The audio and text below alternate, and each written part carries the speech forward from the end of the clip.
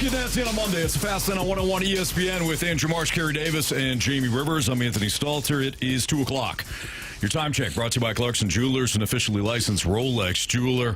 That yesterday was, hands down, for me, the most disappointing game of the season for the Cardinals. The offense was rolling. The offense was certainly rolling. Offense, not the issue, Jamie. I would say, I don't know, the defense. When I turned off, Cards were up 7-0. Big win for the Birds. Yeah, no, Jamie, you probably should have hung with that one because Diamondbacks came back and they won at 8-7. What? Yep. Next you're going to tell me like that Nolan Arenado had a home run or something. No, he did. Oh. Yeah. Yeah, big moment for former Cardinal Nolan Arenado. Killer, some say. Some say. You know, I don't want to do the big picture perspective here. Just right this second, you know. I don't know how you guys felt, but watching Pedro Pajes and the lack of fundamentals on Saturday. Oh, he's not alone on that island. Jimmy Crooks is just as bad. Then watching Jimmy Crooks. He hit his glove. Let me tell you something. Then watching Jose Fermin. Let me tell you something. Fumble around in left field.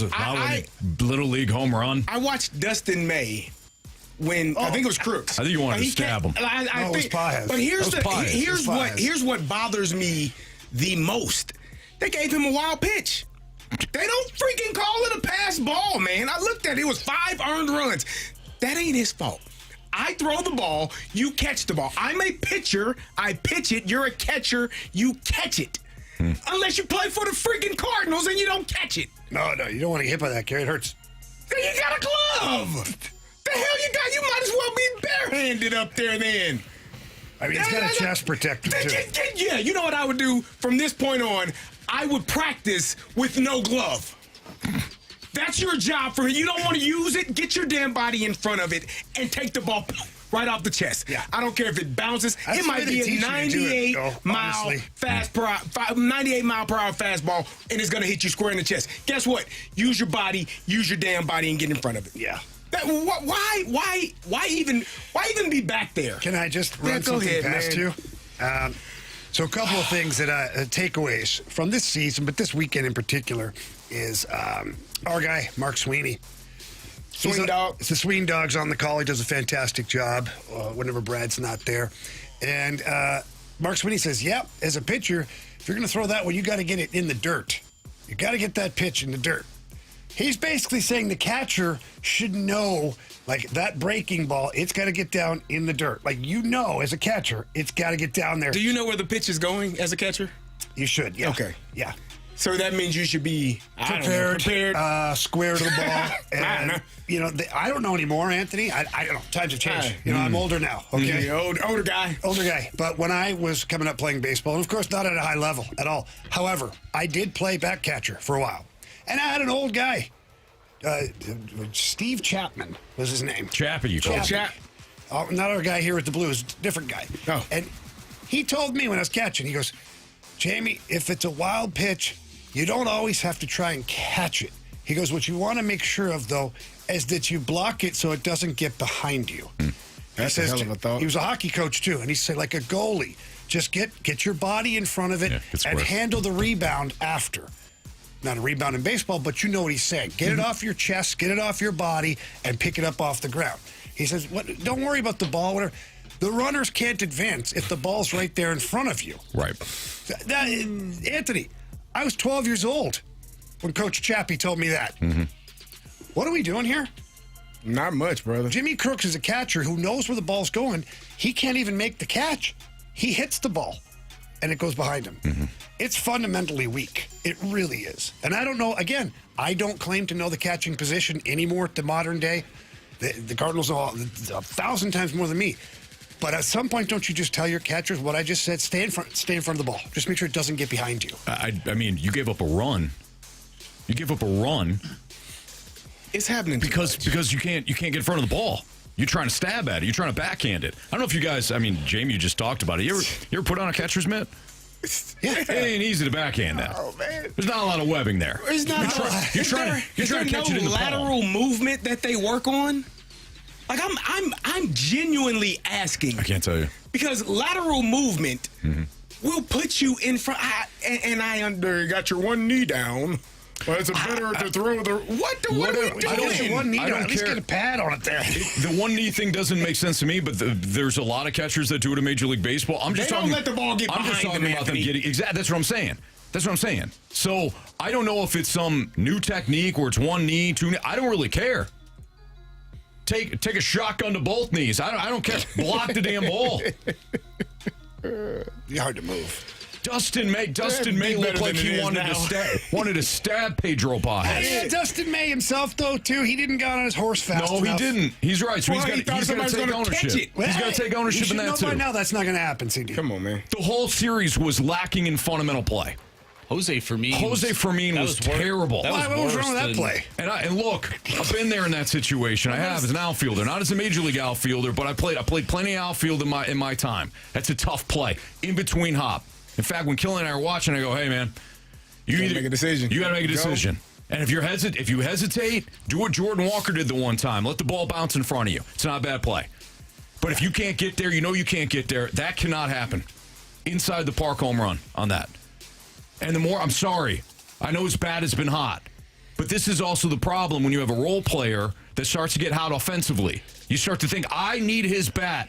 I'll sacrifice the defense. You're in the second half of the season. You cannot sacrifice defense anymore.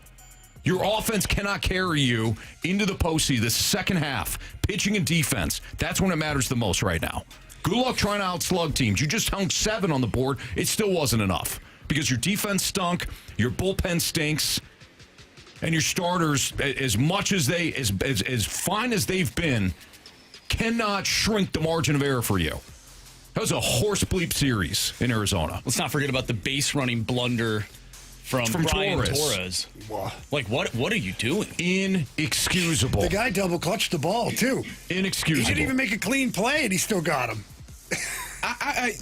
Can we go back to the pie? Because I just remembered the pitch before that. It was like a curveball or a changeup right over the middle, and he dropped that too. Marsh took the screenshot. Lack of that Sent the video, broke Yeah, it. broke her down. Yeah, the lack of fundamentals, excellent man. stuff, Marshall. Yeah. Like, what is going on? I don't know. Where's Yadier Molina? Can we get him on the phone? Yeah, where is Yachty right now? Yachty probably, you know what? I don't want to speak for Yachty, but Yachty probably watched this crap and said, I will not ever have my name attached to this. I think what he did is he took a hot poker to both of his eyeballs when he saw he that. did the double He spoon did the that double Anthony spoon. did. Double We spoon, ain't yep. seen him since. Said, no, we're done Did with the this. double spoon at one time, popped both of them out, and threw the Now I dirty can't- dishes in the sink. Now I can't see that lack of fundamentals anymore. We gotta watch it Very true. ever again. Yeah. Pajes was trying to catch the ball with a spoon. Yeah. It might be easier for him. I don't know. That was a lot. I know. That was a lot. Yeah, I'm angry. I'm angry. That was embarrassing. It was rough. That was real bad. 7-0. I told you, my coach told me that No lead is safe, Marsh. repeat offenders in the real world go to jail. They go to prison. Repeat offenders in the sports world, they get fired. That's what happens.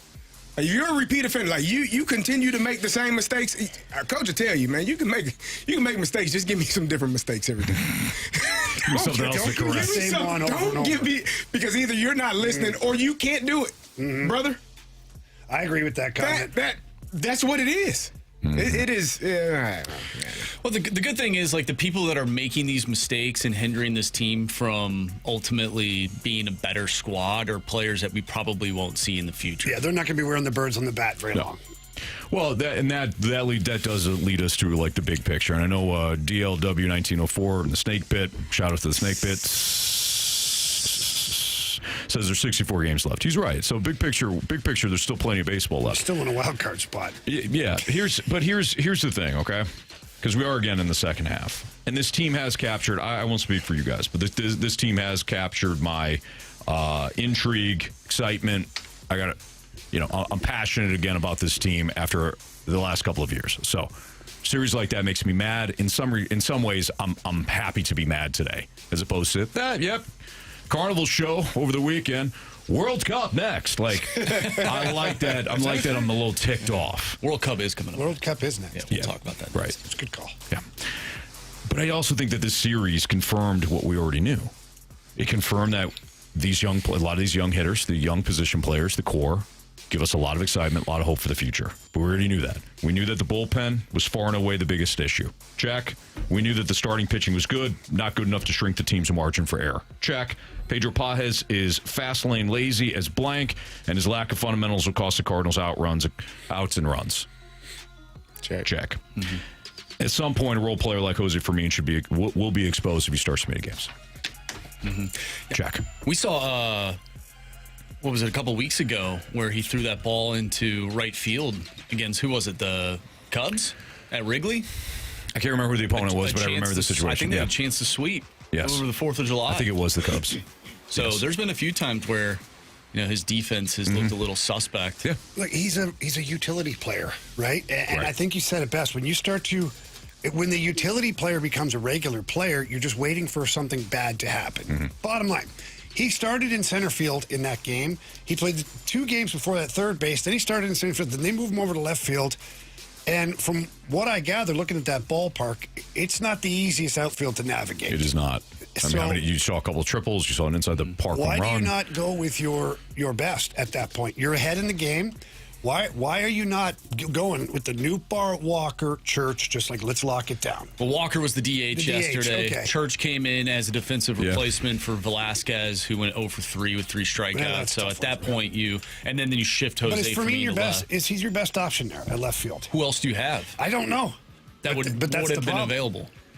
Well, maybe we see a shift, and another outfielder comes up that is a defensive guy, and you replace him with Velasquez. I'm not saying this is a Velasquez problem at all, but you have to figure out what sort of game you want to play. Yeah, because if you go with Walker as DH for a game, who's your defensive replacement when you're trying to lock it down? You don't have one. You don't have one. If you want to continue to be offensive-minded, hey, we're just going to continue to roll out the bats, and we're going to take garbage like we saw in Arizona, and you know what? Our offense is going to win the next series for us, and this is how we're going to play it. Fine.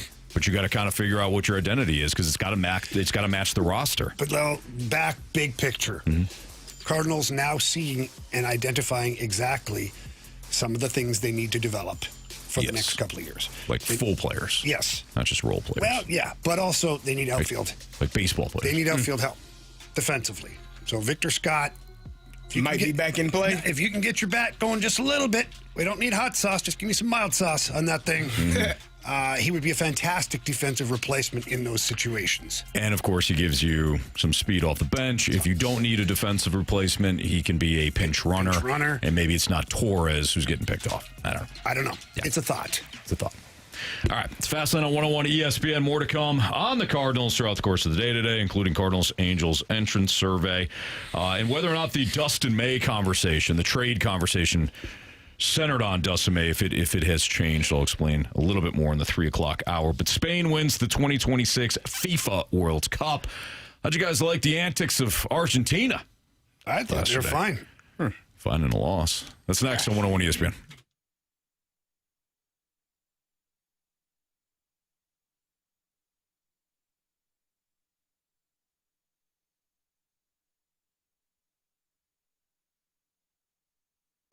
At Auto Centers Nissan out in Herculaneum, I love the selection. They've got over 1,000 new and used vehicles out in Herculaneum. Their dealership is right off I-55, just minutes from South County. It's great.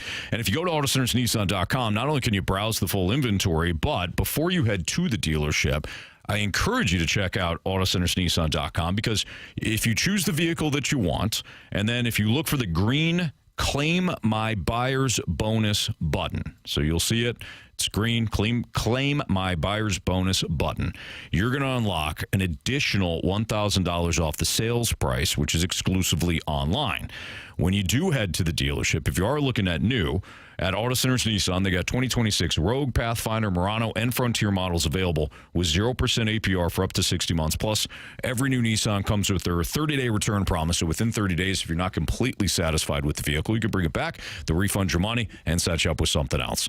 New, used, they got it all at Auto Centers Nissan. Tell them Stalter sent you. And don't forget to check out the exclusive online bonuses at AutoCentersNissan.com.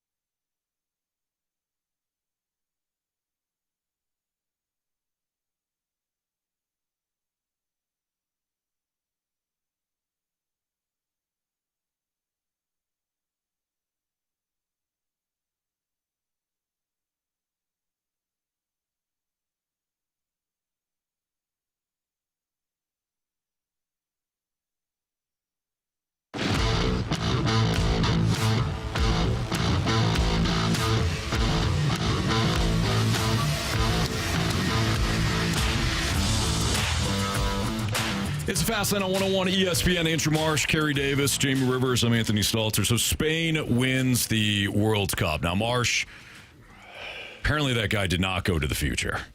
The guy that you were telling us about last Friday, he apparently did not go to the future. He was a liar. Some guy on Twitter, 4 years ago, was it? I think it was in 2021. 5 years ago? 5 years roughly, ago. Said before that, last World Cup.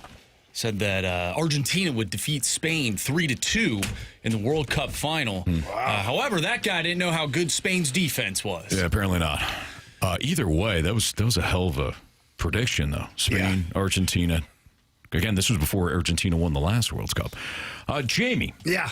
Your thoughts on Argentina, who decided to go the brawl during the game, essentially, to drag that thing into the alley during the match. Yeah. And then after the match, decided to, once again, try to punish Spain physically because they could not beat them during the match. I don't hate it. I mean, if you can't play with a team, which I don't know of any team in the tournament that could really play with Spain, they're that good. Their defense gave up 10 shots on goal the entire tournament. Is that good? Incredible. Argentinian goalie had 11 saves yesterday. So if that tells you anything about what's going on with that. So, yeah, frustration sets in. You have to drag this into the alley a little bit. Argentina got away with some things early. I didn't think the red card after watching the guy do a self-inflicted front flip after, it looked worse than it was. Cam Scattaboo? No, different. he didn't land that one. He did not. I just look at it as a World Cup final. Throw the guy a yellow. Well, he already had one. Oh, that's the problem, then. That's why he Yeah. got kicked. All right, well, then the right call was made. Yep. But it was okay. Spain was just too dominant. Like, when Argentina can't even get, opportunities. They tried at the end there. A couple of chances late in the game, but they're down to 10 players on the field at the time. Yeah. It wasn't ideal, but the best team won. Just I saw, and I had to look it up because I was watching the game. I was at the airport all day yesterday, but I was watching the game in the airport, and I saw a stat and said Argentina had 0 shots on goal, 0 attempts, 0 opportunities created. I was like, oh. They barely had the ball over half. They did not. Barely. They were unable to do anything, and Spain was just the dominant team. And, I guess you have a little bit of frustration after the game where guys want to go after one another, and it's a huge moment, right? You only get this opportunity every 4 years, so I can understand the frustration. But if you don't like it, play better. And they didn't. They didn't play well enough. Spain really controlled that game, the entire game, and they were the better team, and they won. That's the bottom line. I thought the World Cup was outstanding. It was fun. That was a great ending to the game. France and England had 10 goals between them the day before. Yeah, that was we something. didn't get that.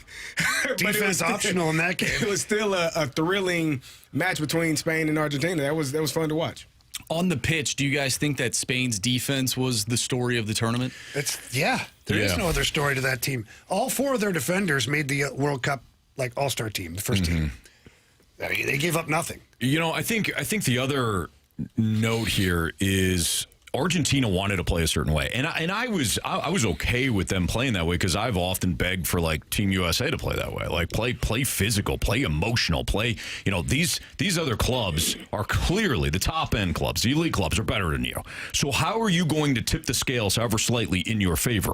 And we always have talked about American teams being physical, being rough, throwing their weight around a little bit. So I'm not going to be a hypocrite and say, well, Argentina shouldn't have played that way. That was, disgraceful. I was okay with it. However, it's okay unless you lose. And if you watched how Argentina played or wanted to play, they wanted to play physical. They wanted confrontation. They wanted to provoke Spain, to get them off their game. They wanted some emotional chaos.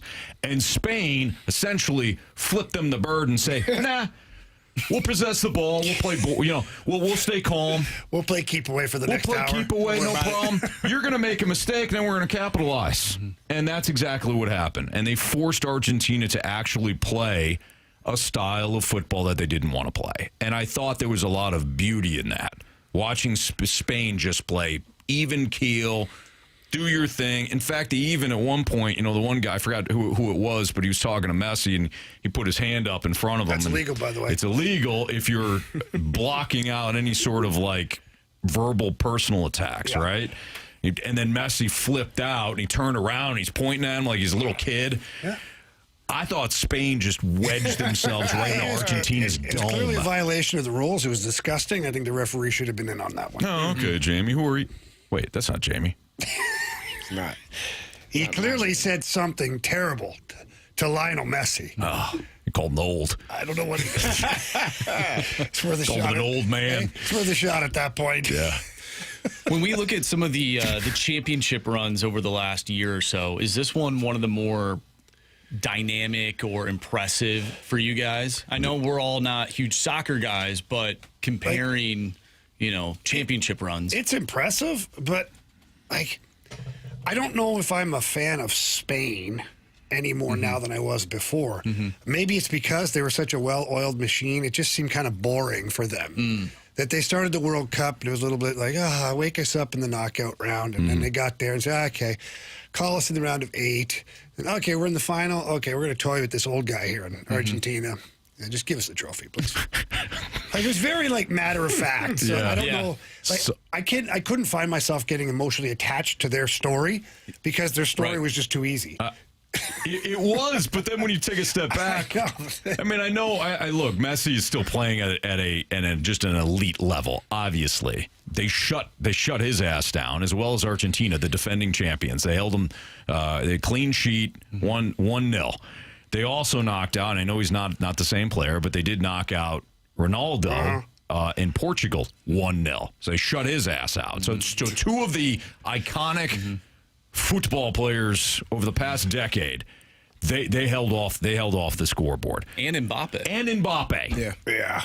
This is a team effort. And it is certainly. So that is just absolutely remarkable. And France, one of the best, not only in Mbappe, but they're littered with offensive stars, and they shut them out. Apparently, Spain is on a 36-match unbeaten streak. They're the reigning Euro champs and now World Cup champs.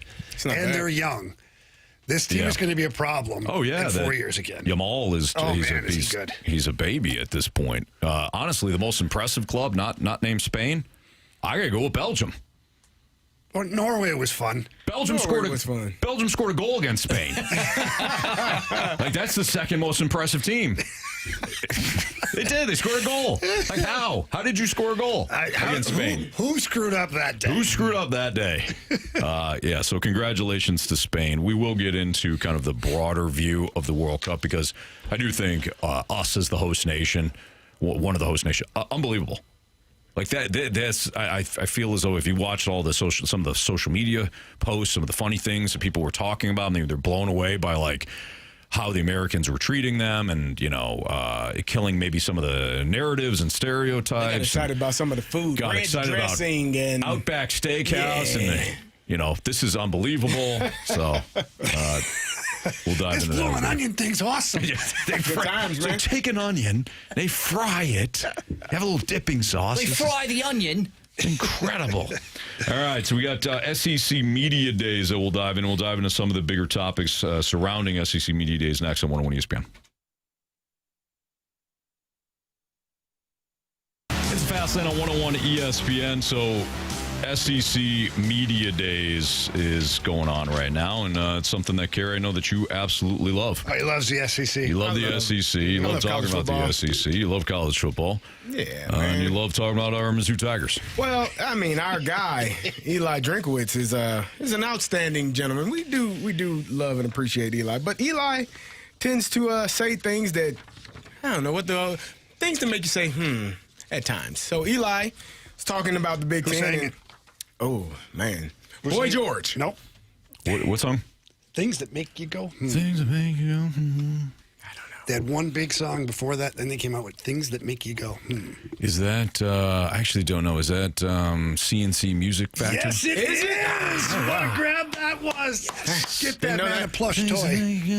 Yep. Okay. All right, as you were, Carey. So our guy, Eli, mentioning how the Big Ten, I would assume he's saying that they have it a little easier because of their non-conference schedule where they don't have to play an A4 game, meaning Power 4 team in one of the 4 conferences, Big 12, Big 10, SEC, ACC.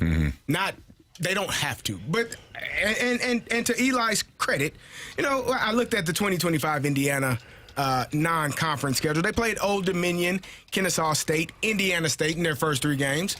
Then they went on to win the national championship. Now, they did also play Alabama in the SEC, Oregon, and Miami on their path to winning a national championship. So in the playoffs.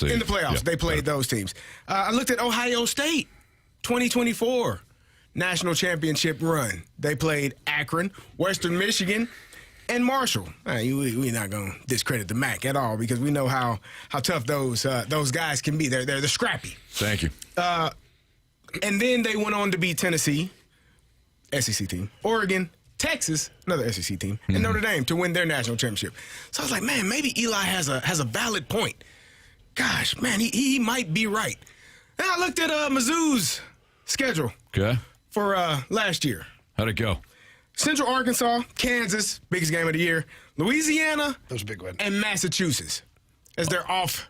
That's only one MAC team. That's barely a MAC team. That's a half a MAC team. A quarter of a MAC team. Thank you. That UMass Minutemen. They're terrible. I think that's about how long they got to play. And they just joined the MAC not too long ago. That's why we don't give them a lot of credit for their entrance. And then I looked at their offseason schedule this year as well. Arkansas, Pine Bluff, Kansas, and Troy. Now, you do have KU in there both years. So you do have technically an A4 team. Barely. Barely. So I'm listening to this and I'm thinking to myself, well, why is he so mad? Yeah. Because the SEC has their non-conference schedule and they do, play some tougher teams. Florida State beat was it Alabama to start the year last year? Texas lost to Ohio State. Like they have tougher schedule, but they also have some schedules in the middle of the season where they play teams that you can consider a bye week. Yeah, the Citadel. Week 8, Week 9, Eastern Illinois, right? So I think it all evens itself out and it weighs itself out. I don't think one conference has an easier path than another conference because if you're going to be a national champion, you're going to have to do what Ohio State did a few years ago and beat an SEC team. You're going to have to beat another SEC team. You're going to have to beat the hell out of Oregon, and then you're going to have to go and beat Notre Dame in the national championship game. You're going to have to beat that SEC. They beat two SEC teams on their path to winning the national championship. So at some point, all roads must cross. So you got to cross paths at some point. I don't understand the narrative of, well, they got it easy. And Eli, we here. Look at the schedule every year. So Mizzou should be 6-0 by the time they get to the real meat of their schedule. Every year, I don't know that we've given them a loss in the first 5 or 6 games in the last 2 or 3 years. Am I wrong in that mindset? No, it's pretty spot on. So what are we talking about? What would be the advantage of him doing this, like saying this? I don't know. I don't know. Because if you're going to, because I realize coaches are going to say something. Like Nick Saban was always notorious for, and I brought this up before, whenever he did a press conference and he used to get kind of ticked off with a media member, it was never about that media member. It was always about talking to your team, his team, other coaches, the SEC, the NCAA. Like he was always notorious for that. So is Eli Drinkwitz just complaining, or do you think that there is some sort of... I don't know what the complaint is, though. Because if I'm looking at, I understand, okay, Indiana played Old Dominion, Kennesaw, and Indiana State. It's Indiana. Right. You didn't expect... And then they went on to beat the brakes off of Alabama. They beat Oregon. They beat Ohio State in the Big Ten championship game. And then they beat Miami in the national championship game. So it's not like they didn't have to play those teams eventually. I don't know what the mindset or the process is. For me, when I'm looking at it, I see that this is an SEC trying to hold on for dear life. And I know I'm a Big Ten guy, and people probably look at me like, oh, you're a hater. No. A little bit. I listened to Paul Feinbaum this morning speak on it, and he was saying basically that the SEC has to stop saying that they're the best conference. You ain't been in the national championship game in 3 years. Haven't been in the game in 3 years. You continue to say you're the best conference. How? Because we beat up each other. Cool, brother. And then you get beat up by the Big Ten too in the process to national championship games. So for me, it sounds like, Eli's doing what he's supposed to do, standing on his soapbox and speaking for the SEC. But I'm not buying that, brother. Not. Are you trying to suggest that Eli's trying to sell something to people? What do you mean? I'm just trying to figure out, you know, because Yeah, he probably. Oh, okay. What is he selling? You know, 4-door. probably himself. 4-door Probably Chevelle himself. 4070. Well, he does have that contract extension. He worked that properly, didn't he? That was great. I'm going to Penn State, even though they've never talked to me. You don't know that. You don't know that they didn't I got talk. it on good authority. You don't. Yeah, man. Who are you talking to? Sources? Hearing, Jamie? Hearing Yeah, that hearing. they didn't call him? Yeah. You're not wrong, Carey, at all in this. As Splashback Dew said in the Snake Pit, Eli seems to do this every year. He used to Say something? He says something every year. I don't know if it's... I'd actually give him some credit if he's just trying to put some light on the Mizzou in any way possible. But you can do that if you have been playing, I don't know, Miami in the beginning of the year. You're getting caught in the details. Florida State or Colorado when they were good. You play KU. It's a big game. It's a big rivalry. Cool, man. That was Carey Davis, by the way. Hey, cool. I believe you. Well, we played KU 1 year. KU's known for their football, Carey. 2 years. Are they? Is Roy? Okay. What? Nah, I don't think so. My man Bill Self didn't leave Illinois to go to KU football. I can tell you that. No way in hell he did that. Who's a basketball coach? Exactly. Because that's a basketball school, Anthony. It doesn't make sense. He's a basketball coach. I'm just saying, man. Okay. Yeah. All right. Have you had enough, Carey? Yeah, I'm cool, man. All right. Get you pound of flesh. I got it out, man. I'm Hillsboro Hottie. I agree with you. The SEC hasn't been diddly squat since Saban left. It's a fast lane on 101 ESPN. Marsh has got what's trending for you next.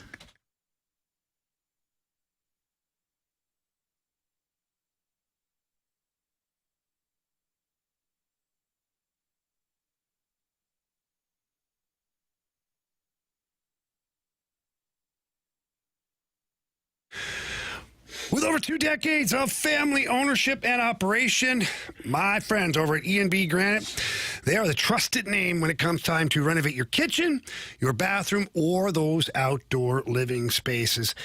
They got a fantastic setup over there. You get down to 6135 Manchester Avenue. Walk in, tell them Jamie Rivers sent you in. They love hearing that. Talk to one of their consultants and let them know what you're trying to accomplish. And when it comes to countertops, nobody's better. You go into the back of the warehouse and they have them lined up. You get to see the entire slab that you're going to use for your countertops, so you get an idea of what that's going to look like. Then once they get to work, they get in, they measure everything, they take everything out. They don't damage your home at all. They do a fantastic job. And when E&B Granite is done with your kitchen, your bathroom, or that outdoor space, it's awesome. It looks like it should be on the front of a magazine. I had my kitchen done by E&B Granite, and they were absolutely fantastic. So please, don't hesitate. Give them a call. If you have anything that you're looking to improve with your kitchen, your bathroom, or outside, call them at 314-645-9300. That's 314-645-9300, or you can always visit them at enbgranite.com.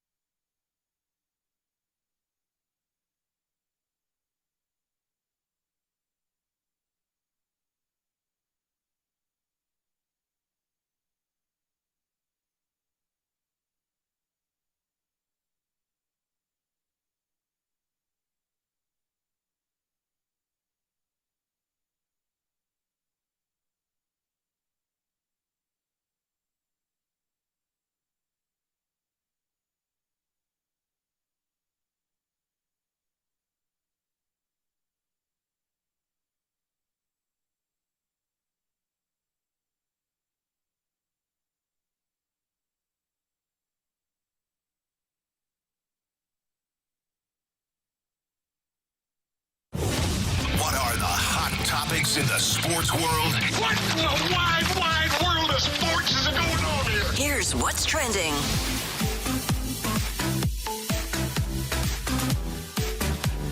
Welcome back to the Fast Lane here on 101 ESPN with Anthony Stalter, Jamie Rivers, and Carey Davis. I'm Andrew Marsh, and it's time for What's Trending. Gentlemen, over the weekend, Connor Bedard of the Chicago Blackhawks signed a 5-year, $75 million contract with an AAV of $15 million. Of course, former number 1 pick. Do you think he deserves this money? Is he good enough to command $15 million? Not right now. I mean, let's just be honest here. You know, he was touted as the next generational talent. The highest point totals he's had is 75. Jordan Kyrou had 77 one year. And as we know here in St. And Louis. Blues fans hated Jordan Kyrou. Thank you. Beat me to it. So, sorry about that. No, I actually interrupted you. My bad. He's been injured more than once since his entry to the NHL. He is a smaller guy. He's got a good frame on him, but he's still a smaller guy. 15 freaking million for 75 points. Was he set to become a restricted free agent? Was that part of the reason? So, we talked about this last week. I know. It goes back it's kind of getting to the point where you almost have to give those players something that will tell them, hey, because if a team comes in and offers them $17 million, well, what the hell are you going to do? Then I you're don't paying disagree. that. It's becoming a little bit of the Wild West here to where I know I've said this myself, but restricted free agency is the new unrestricted free agency. When you see players 32 plus years old that hit unrestricted free agency, they're going to be taking less money to keep playing because the big money's now going to go to the restricted free agents who you are hitching your wagon to as far as your young core is concerned, because if you let them hit unrestricted free agency at 27 or 28, they're gone. So it's unreal. Connor Bedard is a fine hockey player. $15 million right now. You're telling the world he's better than Nathan McKinnon and Connor McDavid, Austin Matthews. Like, you're telling the world he's second best player in the league. Come on. Come on. As we know, it's the market. It is. So it's just shocking. Yeah. Do you guys think... How often do you think of when a player signs a deal? When he's a little bit younger and slightly unproven still, do you think that the deal ever matches the production? How often? Yeah, because I think it's about 50-50. Probably. You know, where a guy has, I don't know, 3 or 4 good, like, really great seasons. He's rewarded, he's paid, and everybody's like, yep, makes sense, good idea. Or you get ahead of it a little bit. You overpay initially, but you're banking on what you think and you know if that player hits the open market, he's likely to get this deal someplace else. Yeah. But his production doesn't match that. Not yet. That's for sure. So I think, Jamie, what you're saying, you're right, and both things can be true. Well, and it's also only a 5-year deal, which tells me the Blackhawks are still kind of like, I know $15 million a year is not like they're limping in, right? But they didn't give him the max either. I agree. It's more about the term. Yeah, and maybe the player wanted that. Who knows? Maybe the player's like, you know what, 5 years because then I want to kick at the can again. Good luck. So. You could also be looking at his now new teammate, Bo Byram, making the amount of money that he is making. So I saw a thing today. Bo Byram and Connor Bedard combined are making more money than Connor McDavid and Evan Bouchard are for the Oilers. Well, what have those guys done? Wow. Quite a bit. Quite a bit. It's, I don't know, 618. First of all, 618 says, why aren't guys like Thomas with 8.25 average holding out with the cap going up like it has? He could hold out, but he wouldn't get paid. He signed his deal, and at the time that Robert Thomas signed that deal, that was a really good, healthy contract for a player of his age with his accomplishments. Now, it looks like dust compared to what these other guys are doing. But unless you want to sacrifice, unless you really want to be a heel and sit out and force your team to try and renegotiate, they just don't have to. That's the deal. Yeah. That's the deal. Your team is taking they're rolling the dice on you. It's not unlike J.J. Weatherholt. Mm-hmm. We're rolling the dice on you that we're going to overpay you early on, right? Knowing that you're probably going to be underpaid later. But that's the deal. Because if you don't work out, we're still on the hook. But if you do work out and you're getting this guaranteed money right now, you're signing this because it is a certainty. In J.J. Weatherhold's situation, it is fully guaranteed. In guys like Robert Thomas or Jordan Kyrie at the time, a lot of it's guaranteed. Fully guaranteed. Oh, fully guaranteed. Excuse me. Every friggin' dollar is guaranteed. So it is a guaranteed contract. You're taking the certainty. We're taking on the risk. But if you work out, we all know that you're probably going to be underpaid at some point in this contract, but that's the trade-off. And everybody signs. We agree. Handshake deal. Not to say that Robert Thomas can't do that, but in terms of holding out. But at that point, if you're the Blues, you're like, nah, we cool. You just won't get paid. Guys, Sonny Gray is having a great season with the Boston Red Sox, but do not fret. The gentleman that we received in that trade looks fantastic. Brandon Clark is the guy that the Cardinals acquired in that trade. This guy is the first to throw a 103-mile-per-hour fastball by a lefty in the Cardinals system. Only Aroldis Chapman has reached that velocity from a lefty in the StatCast era. And Derek Gould writes on STL today, in his first appearance for the Cardinals, other than a brief rehab assignment, Clark topped 100 miles per hour with his fastball a total of 16 times in a start for Low A Palm Beach. He's believed to be the first lefty in the Cardinals minor league system to reach that kind of heat consistently, and he's the only lefty currently in the organization to reach 100 miles per hour. We've been excited about Liam Doyle. We should be very excited about Brandon Clark. Yeah, I mean, I just kind of want to see it, right? That doesn't mean he's going to pitch well, but 103.1? Gas. I won't see it, you know? Or if you're in the box, you probably won't see it.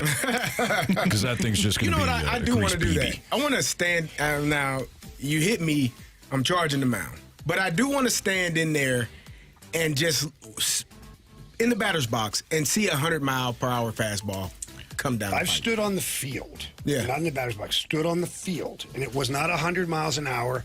It was the upper 90s. Yeah. And I was about 20 feet away. And you don't see it so much as you hear it. Yeah. You hear the... I want to do that. Whack, into the glove. Yes. I want to see that and Or then into a the change up, like Or in the right dirt. after that. Oh. Hits off the bricks To see behind the the difference in it? Yeah. That'd be kind of fun. It'd be kind of cool to if they're set up for batting practice and you have somebody come out and throw some pitches so that you're safe behind the cage. Yeah. And you can kind of see. No, I want to be in the batter's action box. and- So I I want to be in the box. I think I've shared this Who doesn't? story. Of course we do. Joel Zamaya. So Joel Zamaya, Marsh, He's still talking 2006 Detroit Tigers closer, infamous, of course, for playing Guitar Hero too much and developing that's a right. blister. That Oh, yeah, I remember pitched in that. the World Series, got hurt in that, in that playoff series. But Joel Zamaya threw absolute gas, and I was. My first job in radio was working promotions for a radio station in Detroit. And we had a promotion that we did with Joel Zamaya at one point. Was it at a car dealership where you stood in the box? No, well, it wasn't a car dealership, but pretty close, not me. I worked, we always... Flama Blanca, baby. Whoa, I like this. But anyways, working this promotion, the guy I was working this promotion with, he kept saying like to Joel Zamaya, like I want to see this, I want to see this, and I'm like, there's no way Joel Zamaya is going to tell you that he'll set something, he'll throw, and so you can just see this, right? But this kid was so persistent. Joel Zamaya said, all right, if you're willing to sign something, because if I hit you and you die, like, I'm not liable. We got a problem the here. promotions guy was like, totally, yeah, no, I'll do it. So they like drew up something. Have no idea if it was going to be held up in the Those don't court of hold law. up very well. I wouldn't think so. But he signed, so the kid signed this like waiver. Zamaya starts like just warming up, and I don't even know if he touched anywhere close to a hundo. Because, I mean, he didn't warm up for very long, whatever, right? Mark off the distance. He threw a pitch. The guy that I was doing the promotions with didn't even turn his head. The pitch came in. He didn't even look. It was didn't realize it was Didn't past even him? realize it was past him. And he just turned to me. He goes, "That was incredible." Like all you can hear is you just hear it. It's just You like that? Watch me play expert through the fire and flames on Guitar Hero. You've seen that. You haven't seen anything yet, but it is remarkable to see somebody that can throw that hard, and guys can still time it up. Hit the ball. Yeah, I mean, hopefully that's the opposing hitters when Brandon Clark makes his debut with the Cardinals. There you go. So the Cardinals' number 7 prospect right now hit 103.1 miles per hour, becoming just the second left-handed pitcher to touch 103, as Marsh said, in the pitch tracking era. Bring him up now. Including that record-breaking toss. Clark topped the century mark 16 times out of his 36 total pitches in Palm Beach's 7-4 win over St. Lucie at Roger Dean Chevrolet Stadium. He's our Miz. Maybe. He might be. Bring him on up. Or our version of Chapman at some point. Either or. Yeah. Bring him up. Bring him up now. What is he, in single A? Yeah. Bring him up. He's ready. Nobody touching that. We need to go. Speaking of pitching and the Cardinals, has the Dustin May trade conversation changed? I'll explain next on 101 ESPN.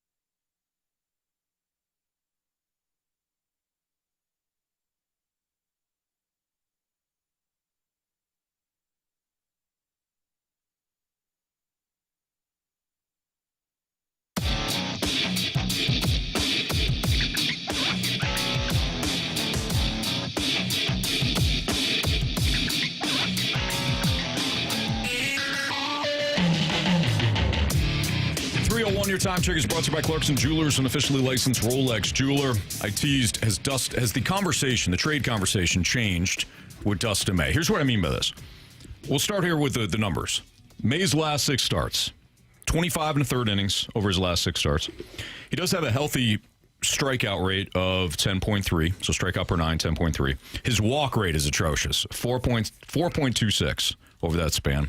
Home run rate isn't that bad, 0.71. In fact, it's not bad at all. ERA is 6.39. 18 runs allowed. If you are an advanced metric guy, his fielding independent percentage is only 3.38. You read it just like an ERA. So his ERA, 6.39, does not coincide with the fielding independent percentage of 3.38. So that's good. It would indicate that he's been snake bitten, and as we know from Saturday, he hasn't had exactly the best luck when it comes to his catching or defense either. Yeah, no excuse for the walks, though. No, you're absolutely right. That's all him. And some of those hits, like some of them were rockets, some of them were just kind of finding, open grass in the outfield. It was a mix on Saturday. But the numbers overall have not been good for him over his last 6. Wow. That was Andrew Marsh, by the way. Yeah.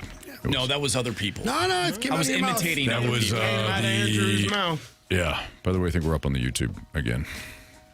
Hey. Way to go, Marshall. We're out of boy, Marshall. Our Alliance Team YouTube chat and channel back up. Man, I'm just getting thrown under the bus right now. Yeah, we all do. You should hear what CD had to say about the Mac. What? Marsha, we just got to deal with it. I love Mac, CD, man. who do you hate more, the MAC or SEC? Ooh, that's a good That's question. a great question. SEC. Yeah, That's not even really a question. Yeah, he doesn't care about the Mac. you gotta care enough? You gotta care about Gotcha. something to hate it. I don't hate the Mac. No, you don't, because you don't care about it. I didn't say It's that. beneath you.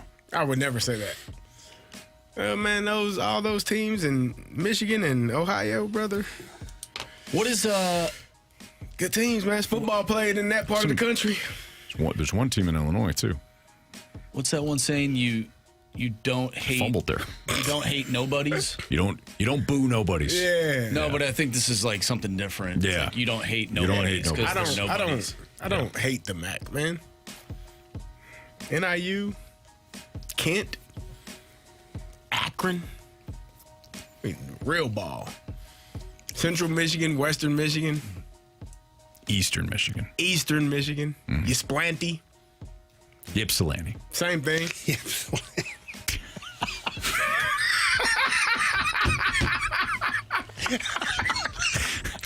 One and the same, tomato. Yeah, I mean, It's like champagne. there you go. Yeah. It's all the same. Oh, we have a few people texting in saying Trevor Bauer as the player that is like Kenny Powers. Yeah, I he more doesn't think play he's anymore. a tool. By the way, because Trevor Bauer likes to do a lot of that internet stuff and breakdowns, have you guys caught any of the stuff that Roger Clemens has been doing on Twitter? I have seen like him talk about like some of the fundamentals of Yeah. pitching. Is that what you And mean? he's still like throwing the pitches and Yeah. it's pretty wild. I actually borrowed the one thing where he's like, because a lot of coaches love to do the twist thing. And he goes, I don't know why people do that. Like, I don't know why coaches just put your foot sideways and then drive Forward. and you can pick up velocity when you move the elbow down. Like, I saw that video. I thought it was really good. It's cool for me, growing up, Yeah. Roger Clemens, I mean, he was the man. And to see him now breaking down this stuff, I always find it interesting when the greatest players of any sport are able to give you their thoughts and their tidbits as to what made them great and little tips. It's always cool. Yeah. Question number 5. From the 314, are y'all ready to see LeBron on the 76ers? No, I don't want to see that. I'm ready to see him, never mind. No, finish your statement. We want to know. Retired, Jamie? You ready to see him retired? Okay. Let's just go with that. Yeah, I'm done. Okay. I'm done with the self-campaigning. I'm ready to He's see not him doing anything. on the He's got to Knicks. always do this, Carey. He's got to be the last guy to sign. It's got to be dramatic. He's got to build up the hype. He's got to have all this stuff Not going on. wrong. Hey, come on, man. I don't disagree. Just sign your contract. Just sign and, just go be good. Go ahead Whatever. and sign in the Bay. The Warriors. NIU no longer in the MAC, Anthony. They got kicked out. They're too In the good. mountain- Oh, that's right. West. They left. In the Mountain West. They did. They left. Yeah. Come on, man. What is the MAC now? There's a bunch of teams in Ohio. And Michigan. Yep. And one in out east for no reason. They Out weren't. west, too. They're expanding. They Oh got yeah, Sac that's State. right. Yeah, they're expanding. Yeah. This is no longer Mid-American. It's just the American Conference. It's kind of like the Big Ten now. All 18 of us. Yep. Yeah, it's basically the same thing. I'm with you on that. Never 10, though. It was always 11. Yeah, but what I'm saying is the Big Ten and the MAC pretty much the same now. You guys got teams out west and out east. Okay. We got teams out east. Logistics, you mean? Well, yeah, I mean, among other in things. In terms of, like, you know, yeah, among other things. How we have broadened our expansion. Competitive, too. Like conference, coast to coast. Yeah. Good ball being played, man. Some would say we never wanted Northern Illinois in our conference. Good riddance. Who said that? Just people. And people. Replaced them with Sacramento State. Come on, man. And UMass? Nobody Team wanted. that plays 1 minute at a time? We don't know how. We don't They know. are the Minutemen. We don't know how UMass got in. Investigation Underway? underway. You got the same agent as Kirk Cousins. I wish. UMass. That's how they got Yeah, in. they did. Yes. All right, moving on. NFL players with Question number 6. I thought you were looking at me like we're done here. Go No, on. I was. No, he was You're just done with waiting. what you were saying. Okay, fair. Thanks, Jimmy. Thanks for the help. Got it. I just tried to break it down. No, yeah. No, I appreciate you. Maybe we should move on. No, I'm kidding. From the 314, my son is 3. Is it too early for him to play youth sports? He's really into soccer and baseball right now. Get him in baseball. Get him in T-ball, soccer. How get old? him going. Sorry, how old? 3. I would say. I would say yes. That's just me. Too young? Yeah. I think it'd be all right to have him do some like skill camps and things like that. Where Sure. He learns how 3 to years swing a old. bat properly, throw the ball, catch properly. If he wanted to be a hockey player at 3 years old, he should be skating Russian circles at that point. Yeah, very true. Yeah. Could be. Skills camp, learn to play camp, stuff like that. Absolutely. If you're hoping like they're gonna play for a team and stuff, way too early. The kids have no idea. I mean, even at kindergarten, it's like herding cats, trying to get them to pay attention to one thing.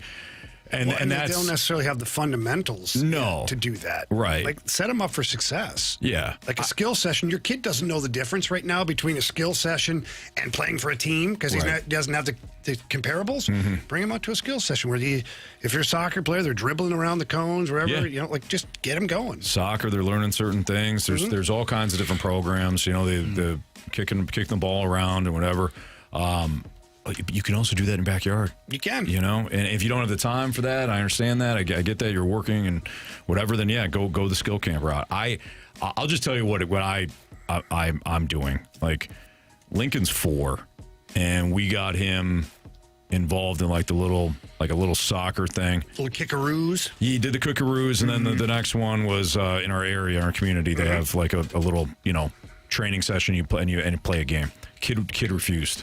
Would not go on that. He sat on the ball, and I'm like, fine, you're going to support your, I did like the tough dad thing. You're going to support your teammates. You're going to watch him. He looked right at me, goes, okay, sat right down on the ball and stared the entire time out there. He didn't want to do it.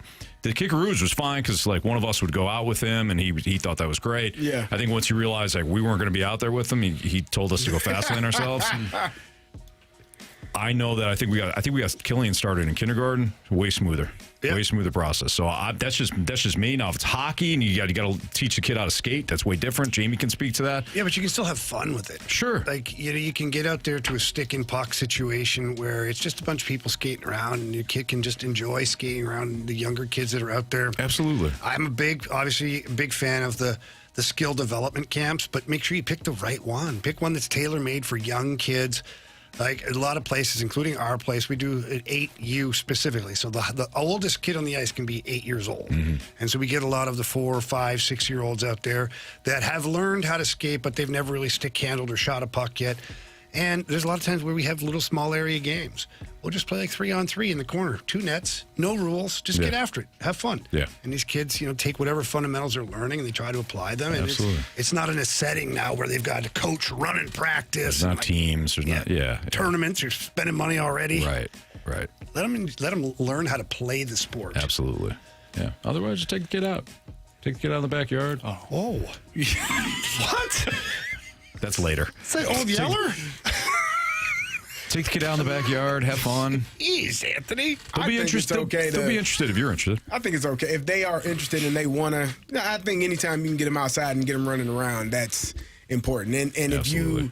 do have certain things in your community or your area where they can teach them some of the things and they are actually having fun doing, then I think you should do it. Mm-hmm. Like whatever the child will now understand at 3, they may want to do it today and then tomorrow they're like, yeah, Dad, nah, I'm cool. Yeah. Nah, it was fun for one day. I paid $87, son. Doesn't matter. Not my money. Yeah, absolutely. Yeah, the kid don't care. In that note, and it just kind of dawned on me like recently, you can't be more invested than the kid. Yeah. If the kid is only lukewarm in it, you got to be just below that. Because if you try, and I'm speaking to you guys are looking at me, you guys know, if you show more enthusiasm and passion and we're going to do this, right, that kid is almost guaranteed to be like, go fastly on yourself, Dad. I ain't doing this. Have you heard the story of Will Smith when his daughter Willow Smith was doing? She had a popular song, "Whip My Hair Back and Forth." Yeah. And they were on tour, like with Rock Nation, Jay-Z. They had a whole tour, and he said she just came to him one day, "Daddy, I don't want to do this anymore." Mm-hmm. He's like, "No, honey, we got a contract. We're on tour. We gotta finish this." She's like, "No, Dad, I don't think you heard me. I want to go home." Mm. And they, Will Smith, his wife, they are famous. They understand the business. He's like. And she just cut her hair off. Ain't no whipping my hair back and forth no more, is it? We're done here. There you go. I said I'm going home. It's time to go home, Dad. This is it.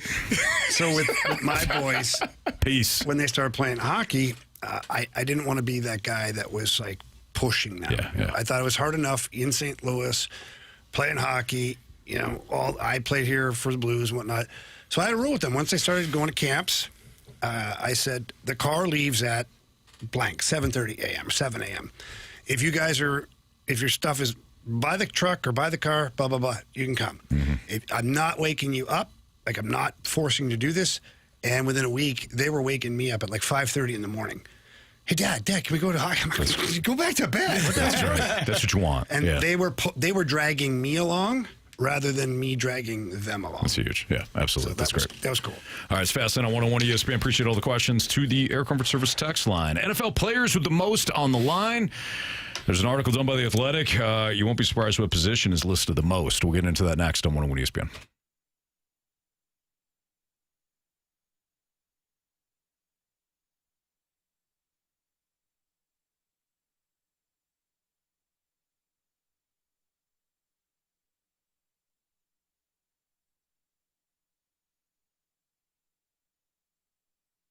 If you've got unwanted visitors in your yard, and you know what I'm talking about, those ticks, those spiders, ants, mosquitoes, roaches, moles, they're terrible. The moles are just awful. Well, give Amco Ranger a call. Tell them Jamie Rivers sent you in. They do such a phenomenal job. I've never been more satisfied with my pest control since I've moved into the new house. A lot of things going on, a lot of trees and things like that for animals to be living in and crawling in. Amco Ranger has got full control right now of everything that's going on. Had to come back, set some more traps for the moles, but they'll be back out this week. Just got a confirmation text from them letting me know when they'll be there. So if I have any questions or concerns, I can talk to them. Every time they come out, I feel like they have accomplished exactly what they need to accomplish. And I feel like I am a satisfied customer. And that's what they care about, customer satisfaction. Again, family-owned business for over 60 years. You don't do that by accident. And Amco Ranger, they service the entire St. Louis area, St. Charles, you name it. Give them a call. They'll be out there, and they'll take tremendous care of you. But you do have to call them. Give them a call at 636-441-2847. That's 636-441-2847, or you can always visit amcoranger.com.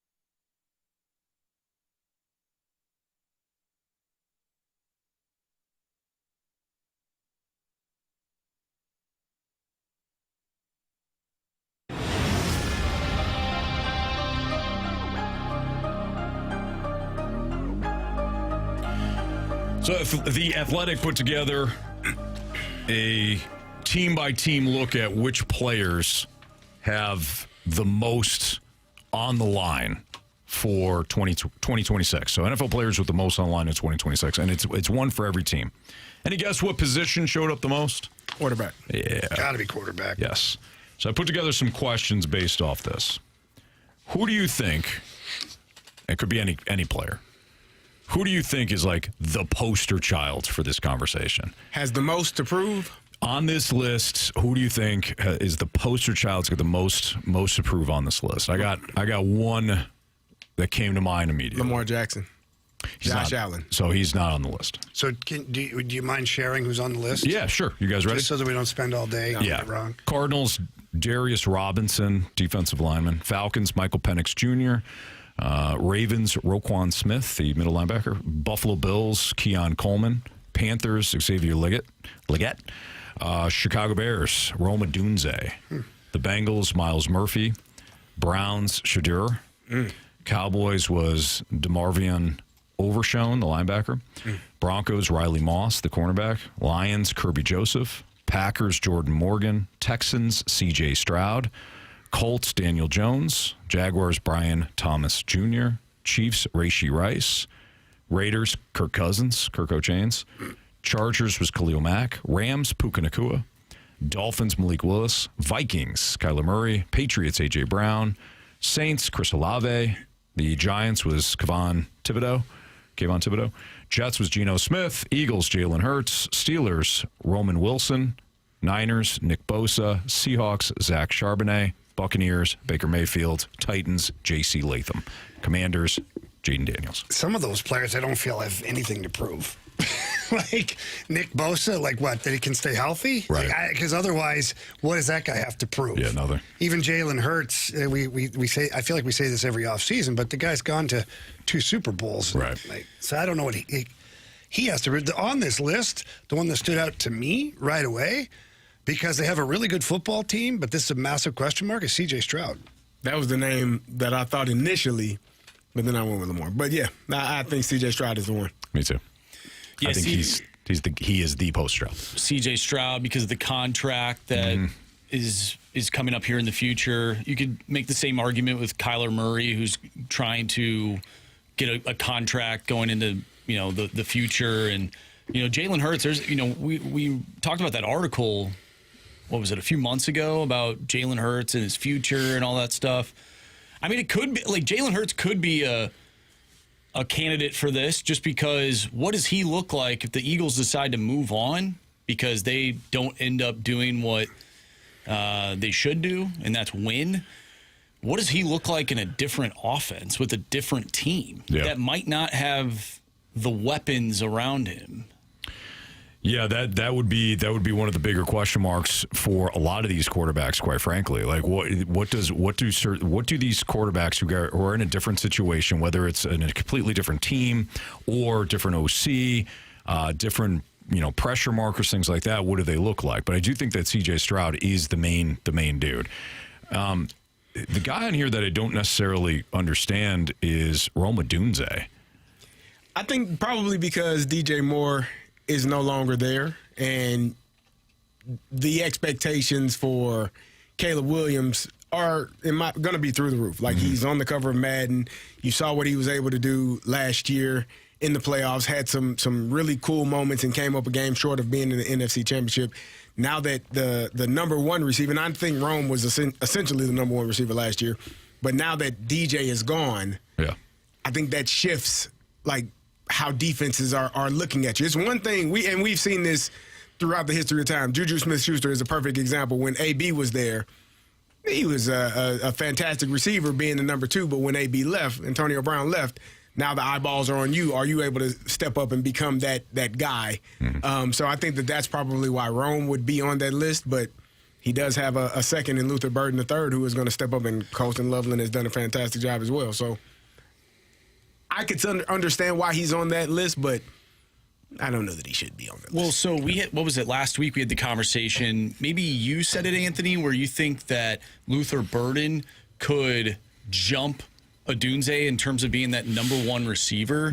Odunze has 2 years left till a club option with the Bears. But in those 2 years, if he loses sort of that position as the number one wide receiver, maybe that affects his next contract and how much money he makes. That's the only reason why I think that he's on this list, because Luther Burden, we saw him at the end of the season. He could ascend this year in this offense, and now he is wide receiver one, making more money than Odunze does when his contract is, when he's ready to sign his next contract. So that's kind of what Kevin Fishbane was indicating by having him on the list. He says if Odunze can put it all together and be the team's number one receiver, he, like his quarterback, would be in line for a massive payday. The Bears haven't given a multi-year contract extension to a wide receiver they drafted since Earl Bennett in 2011. So that's kind of like thinking along the same lines. All right, here's some other questions that maybe if we run short on another segment later on we can get to, but we do need to get to the Gauntlet next. Marsh, do we have a Gauntlet contestant? Yes, I reached out, and Trevor will join us in the Gauntlet. All right, let's see what Trevor's got next on 101 ESPN.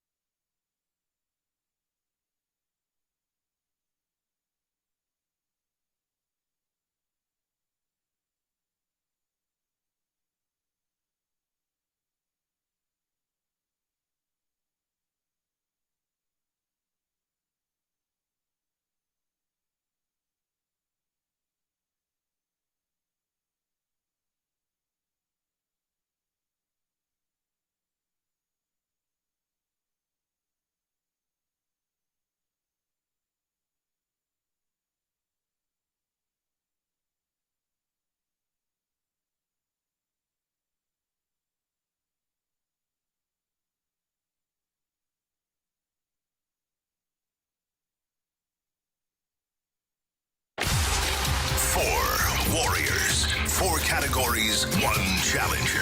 Can you survive the Gauntlet? Brought to you by Blue Note Roofing. Roofing, siding, and gutters. Visit BlueNoteRoofingSTL.com for a free inspection.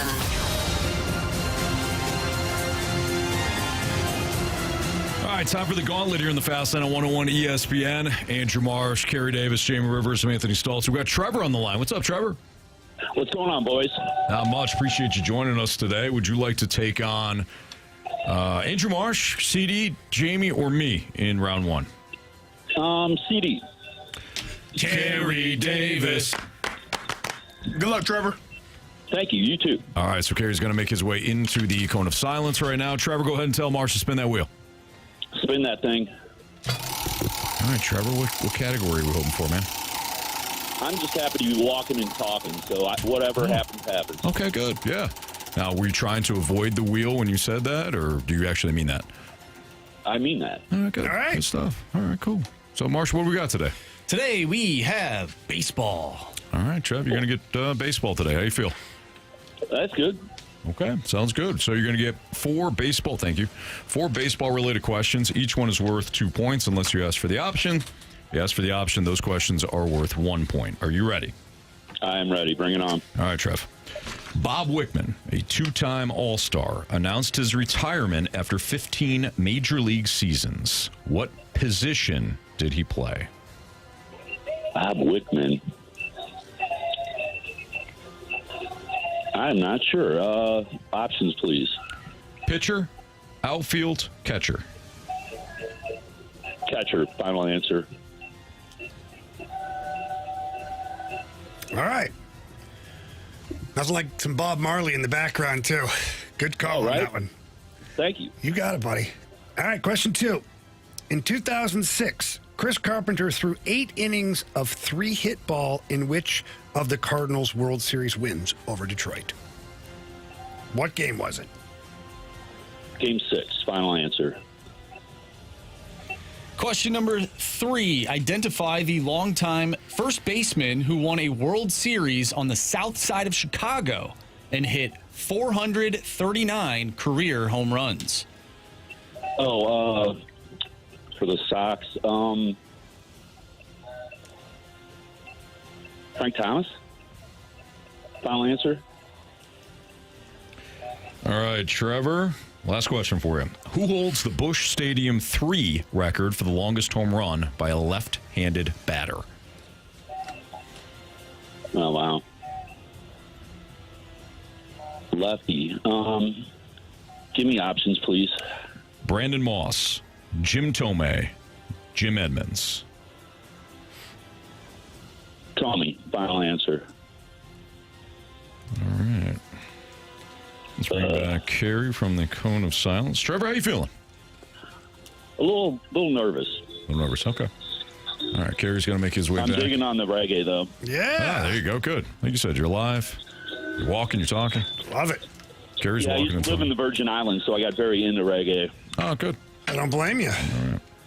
Carey is Taking his chewing. sweet time. Yeah, he was My eating goodness. in Food in there. my mouth, We didn't have to man. tell. We didn't have to tell Carey to pack a lunch because he already got one. He's stuffing it in his mouth right now. Whoa. Yeah, the lunch. Thank you. It's good.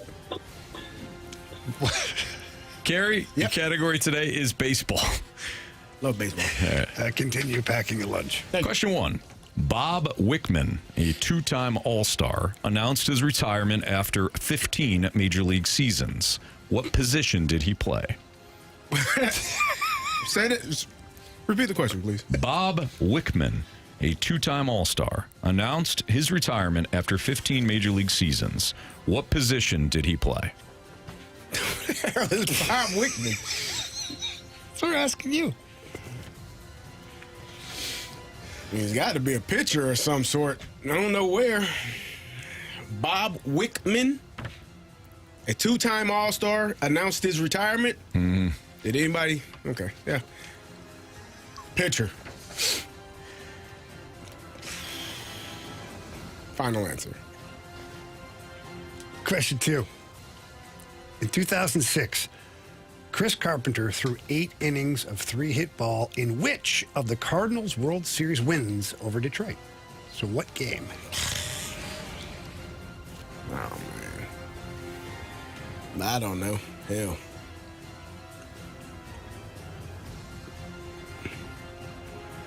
This is a guess. Because I don't know. Let's say game... Let's say game 4.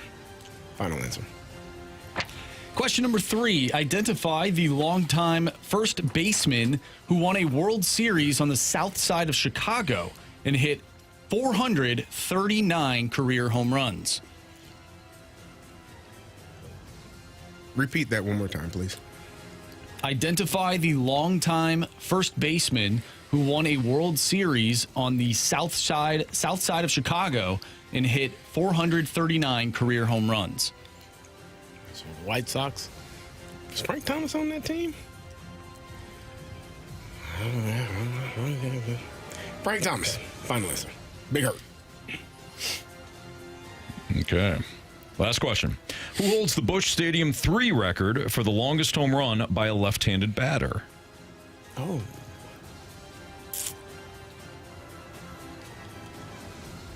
That Nolan? I just saw. Didn't that just happen? I think it's Nolan Gorman. Is it? You said by a Cardinal? Can you repeat it? Who holds the Busch Stadium 3 record for the longest home run by a left-handed batter? Thank you. I think it's Nolan Gorman. He's on that list. 'Cause I think Burley just hit one, but it was just short. But it was a name in front of Gorman, but I don't remember who it was. And I don't think it was a Cardinal. Nolan Gorman, final answer. Oh, I probably should have took some options. Damn. I didn't take any options. What was I thinking? Think I'm gonna be back there in the box. All right, let's go over these. Trevor versus Carey. Why don't we go in reverse order, I hate shall we? it. I hate it. No, Who holds that's the great. Busch Stadium 3 record for the longest home run by a left-handed batter? We just heard Carey say Nolan Gorman, and man, I should have taken some options. Your options were Brandon Moss, Jim Tomei, and Jim Edmonds. Yeah, should have took some options. Trevor went with the options and said Jim Tomei. Correct answer is Brandon Moss. Brandon Moss when he was with the Cardinals. So we have a 0-0 tie. Identify the longtime first baseman who won a World Series on the south side of Chicago and hit 439 career home runs. Without the options, Carey went with Frank Thomas. He was an option, we can tell you that. Trevor, without the options, went with Frank Thomas. Correct answer is? It is Paul Konerko. Paul Konerko, yeah. Frank Thomas not on the think he 2005 World was. Series team. Yeah, I did Paul not think he was Konerko. I should have taken some options. Not a World Series winner, Jamie. I didn't think he was. Score check. 0-0. I give to you first. In 2006, Chris Carpenter threw 8 innings of 3-hit ball in which of the Cardinals' World Series wins over Detroit? Trevor, without the options, went Game 6. Marshy, how many games? There were 5 games. There were 5 games, so I just crossed Trevor off that. Carey went with Game 4 without the options. Correct answer is? Game 3. Game 3 is the correct answer. Again, What were the options? Game 1, Game 3, Game 4. Nah, okay, fine. Marshy? 0-0. Thank you. Settle. Brilliant. Bob Wickman. Oh, Bobby. A Should have two-time taken some options. Wixie. A two-time All-Star announced his retirement after 15 Major League Look at this guy. seasons. What position did he play? Trevor, with the options, said catcher. Was pitcher an option? Carey said, I don't know, pitcher, I guess. Pitcher, maybe. Disgusted, he went with pitcher. Trevor. You have chosen Correct answer is? It is pitcher. It is pitcher. Carey won with the first question, proceeded to get every other question wrong. Didn't matter. Carey 2, Trevor nothing. Trevor's got to go home. I'm sorry, That was buddy. brutal. That was absolutely brutal. That first question, it makes it seem like this guy just announced his retirement. Yeah. He retired in 2007. Oh, It's that's been a while. even All it worse. said was he announced his retirement. So, It's been a while for Wixie. yeah. Oh, man. Trevor, listen, there will be better days ahead. All right, you keep your head up. No, you guys are the best. Thank you so much. Thanks, Good job, Trevor. We'll Trevor. see you, Thanks, man. Trev. Have a good All one. right, have an awesome day. You Yeah, too. you too. All right, Carey, congratulations. I guess. Yeah, nice job, course. man. Thank nice you. job. Okay. I felt like the Frank Thomas one was a bad answer. I don't know why I didn't take any options on anything. You were feeling it. I was. The Nolan Gorman one might have been just this year. I don't know if it was. Yeah, it might have been. Yeah, Yeah. I saw it. I did know that one. Brandon Moss used to hit tanks. Oh, man. You should have seen his batting practice before games. Smoking. Oh, man. Legendary batting practice is what Chris Duncan used to say. Cardinals at Angels. Entrance survey next to 101 ESPN.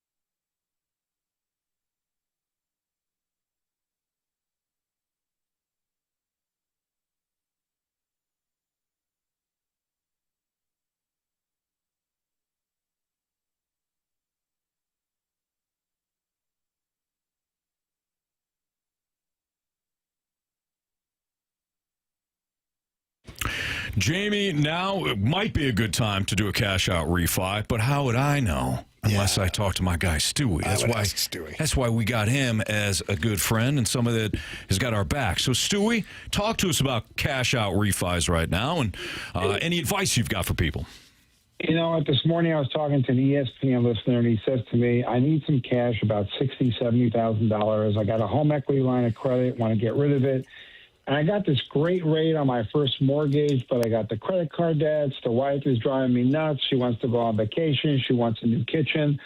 I'm afraid about the payment. I just don't want to get in over my head. What can I do? Well, we're refinancing that ESPN listener, locked his rate today, no closing costs with the bagel loan. His total payments overall are going down $1,500 a month, and he's getting all the cash he wants in the world. So there's great opportunity to do this.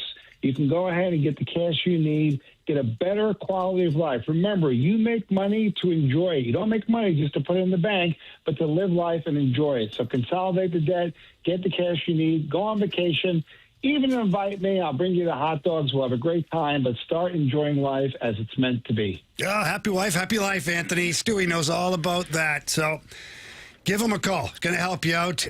Whatever your questions are for finances, please give him a call and see what he's got to say. But you do have to call his personal cell phone number. That number is 314-324-4440. Again, that phone number is 314-324-4440. You can give him a call, shoot him a text, whatever you want to ask him about. He's there for you. He loves helping out everybody, especially our 101 ESPN listeners.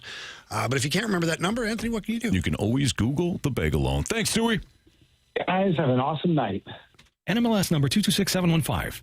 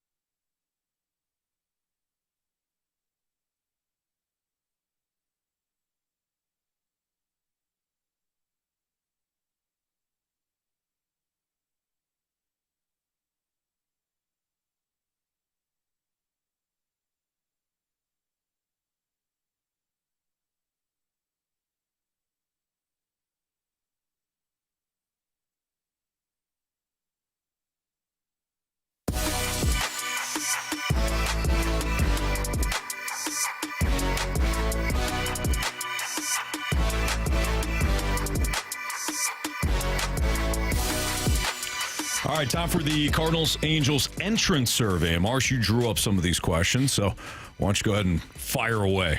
All right, we'll start with an easy one right now. Maybe there's a few different answers to this, but what is your biggest concern at this very moment with the Cardinals? They just lost a series in Arizona. They blew a 7-run lead yesterday, but they take on an Angels team who's not that good. So what is your biggest concern heading into this series? I mean, specifically, okay. Big picture, they lose the series. They need a rebound. They need to win series. They need to win more series than they lose in the second half. Same thing that happened in the first half. That's how you become the third wild card. If you want to do anything more than that, you want to get back into this NL Central race. You want to be more than just the third wild card. You're going to have to start sweeping some teams. But my biggest concern is that they drop another series, especially against a team that is in dead last. They're 39-61. They got a minus 62 run differential, and they're not in good form. Like, sometimes you face an opponent that's bad, but they're in good form. The Angels are not. They've dropped 7 of their last 10. So that would be my biggest concern. They follow up the Arizona series, in which they were embarrassing in some regards, and they lose another series to the Angels. So I'm going to go smaller picture on this. My concern is the bullpen still. I feel like every time they hand the ball off to the bullpen, I'll just call it bullpen roulette. Like, you just don't know what you're getting out there. And I know that, look, some of the starting rotation has had their own issues as well, but by far and large, the bullpen has been way more of a concern for the Cardinals this year. So I'm still worried about that, and I'm worried because a lot of the starters are not going deep. So these bullpen arms are getting worked consistently, and the results have not been great. I would say that, I don't know if I have a concern. The bullpen is what it is. Like, you have to work around it. And yesterday you had 7 runs, and unfortunately, you ended up losing the game 8-7. But I think that those things are going to come with what this team is right now. They're still in the wild card race. They're the third wild card right now. And that Diamondback team is a team that is, what is it, a game and a half or 2 games back behind you, or half a game? Half game now. They're still fighting to try to get into that wild card, so they're not just laying down and gonna just allow you to beat the hell out of them. They're gonna continue to fight back. So I don't want to say it was 2 good teams, but it was 2 teams that are good enough to make the wild card. They were fighting it out, and the Diamondbacks won 2 of 3. But generally speaking, the Cardinals have been winning series, and I expect them to win this series. You know, and to your point, sweeping a series or 2 would help, but as long as you continue to win series, I think you'll find a way to be in the playoffs.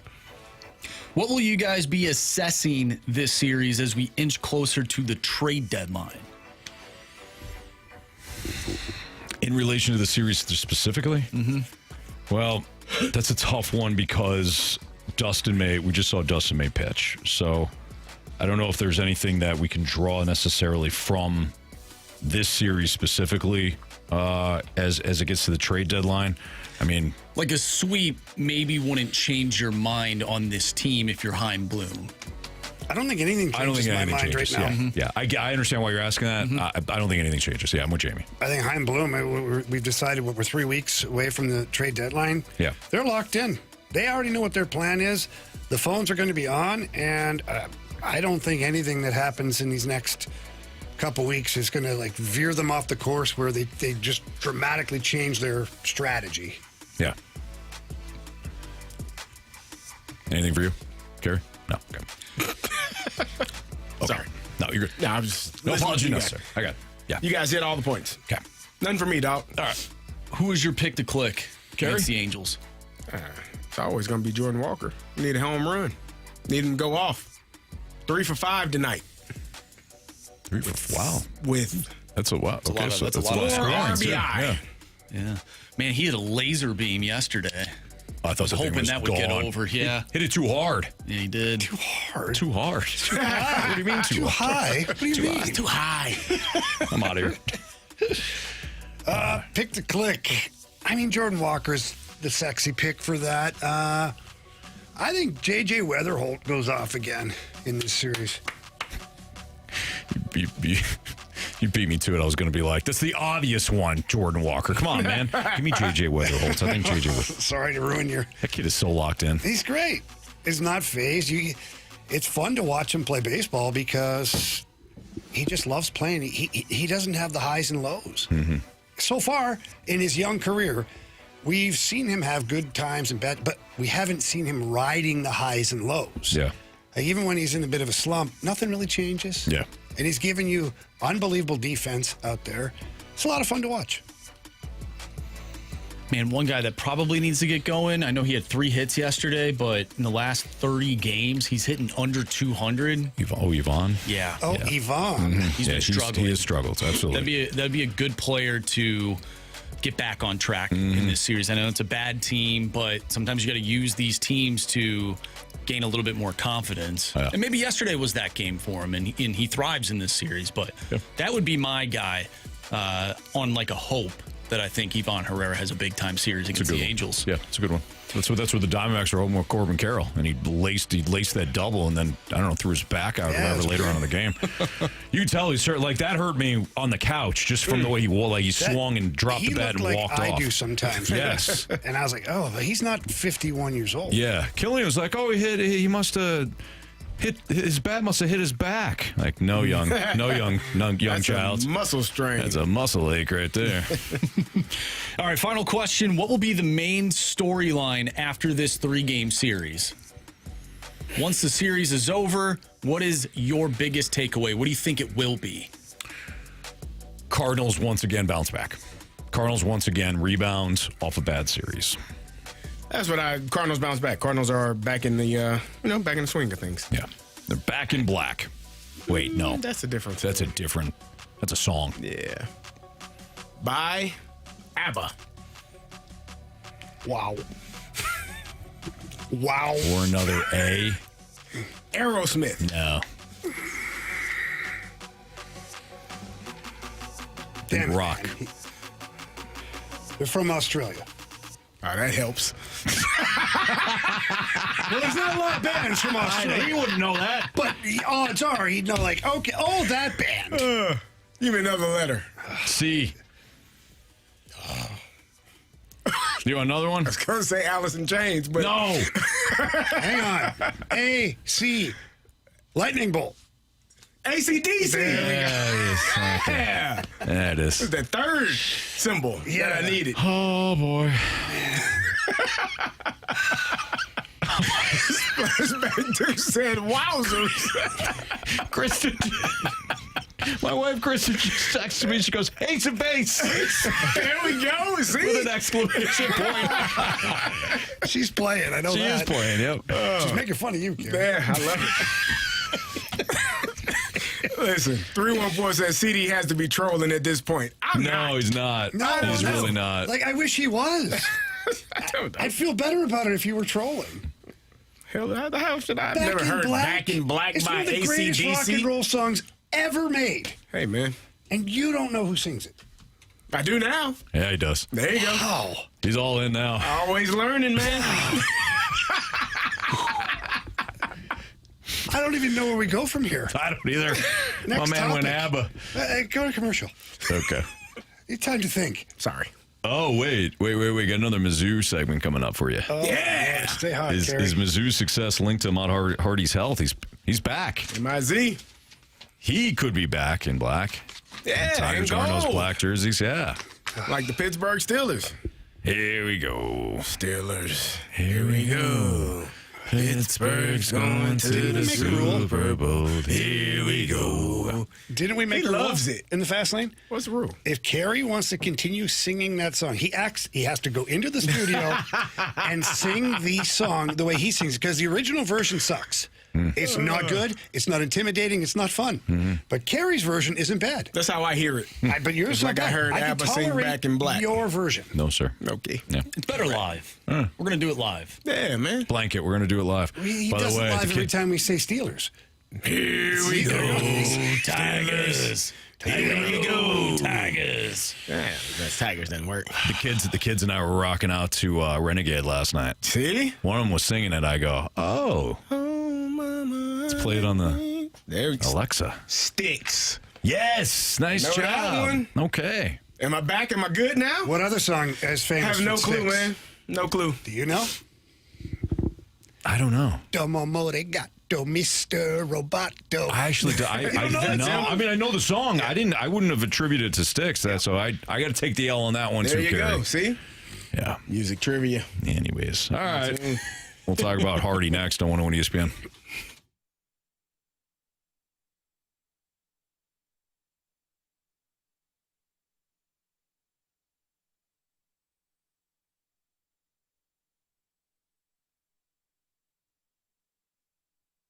Well, summer is ticking away, and if you are planning on selling your home, you've got to be quick about it. And you got to call Gloria Liu with your home sold guaranteed realty. She's been in the business helping thousands of families for over 23 years now. She's fantastic at what she does. She prices your home in order to sell it quickly, but also get you the most money. Gloria Liu is by far the best in the business. Some agents hope to sell a handful of houses per year. Gloria is selling 2 or 3 or 4 houses a week right now. She's got a buyers in waiting program, which is an awesome program. All that means is she has people ready to buy your home. As soon as you list your home, there's a percentage of the people that she has that qualify immediately. That will help you sell your home a lot quicker. And not only that, Gloria Liu right now, she's hiring. That's right. The business is booming, and so Gloria Liu is growing her team. So if you seriously want to level up with your real estate career, please call Gloria Liu. There's sales stuff, listing agents, whatever it is. If you are a licensed realtor, give her a phone call. Tell her Jamie Rivers sent you in. Her number is 314-325-6888.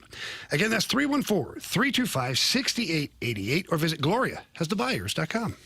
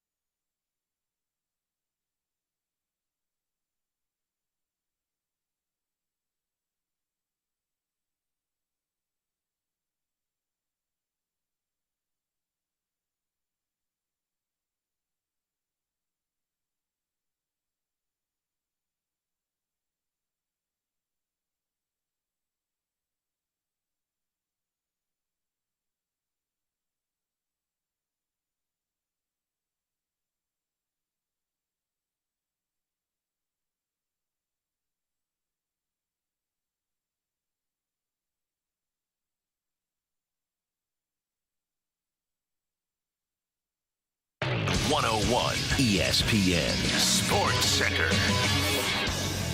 I'm Andrew Marsh. It's time for a Sports Center update brought to you by Saliga Heating and Cooling. The Cardinals with a tough loss yesterday. They blew a 7-run lead, and they lost the series in Arizona. They're back in action tonight, taking on the Angels. First pitch is at 9:10. We have the daily drop coming up soon, so if you want to send us a mic drop, please do so. Also, if you have any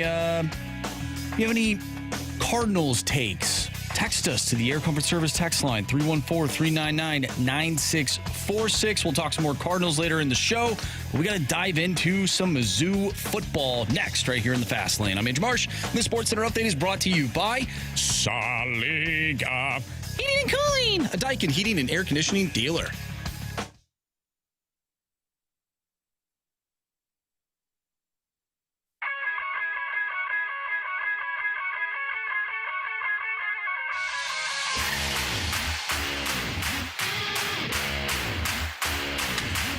It's a Fast Lane on 101 ESPN. Looks like Ahmad Hardy is going to be ready to go for the season. At least, certainly, he's medically cleared and is expected to make a full recovery after suffering a gunshot wound to the leg. But the timetable, while it remains unclear, it looks like, again, Ahmad Hardy is trending in the right direction. Drinkwood said that the return to play protocol could take between 5 to 8 weeks, but there are no guarantees about when Hardy will return and how well he'll play. Do you think that basically Mizzou's success is linked to Hardy's health? Do you think it is all about Hardy? I don't know how it can't be.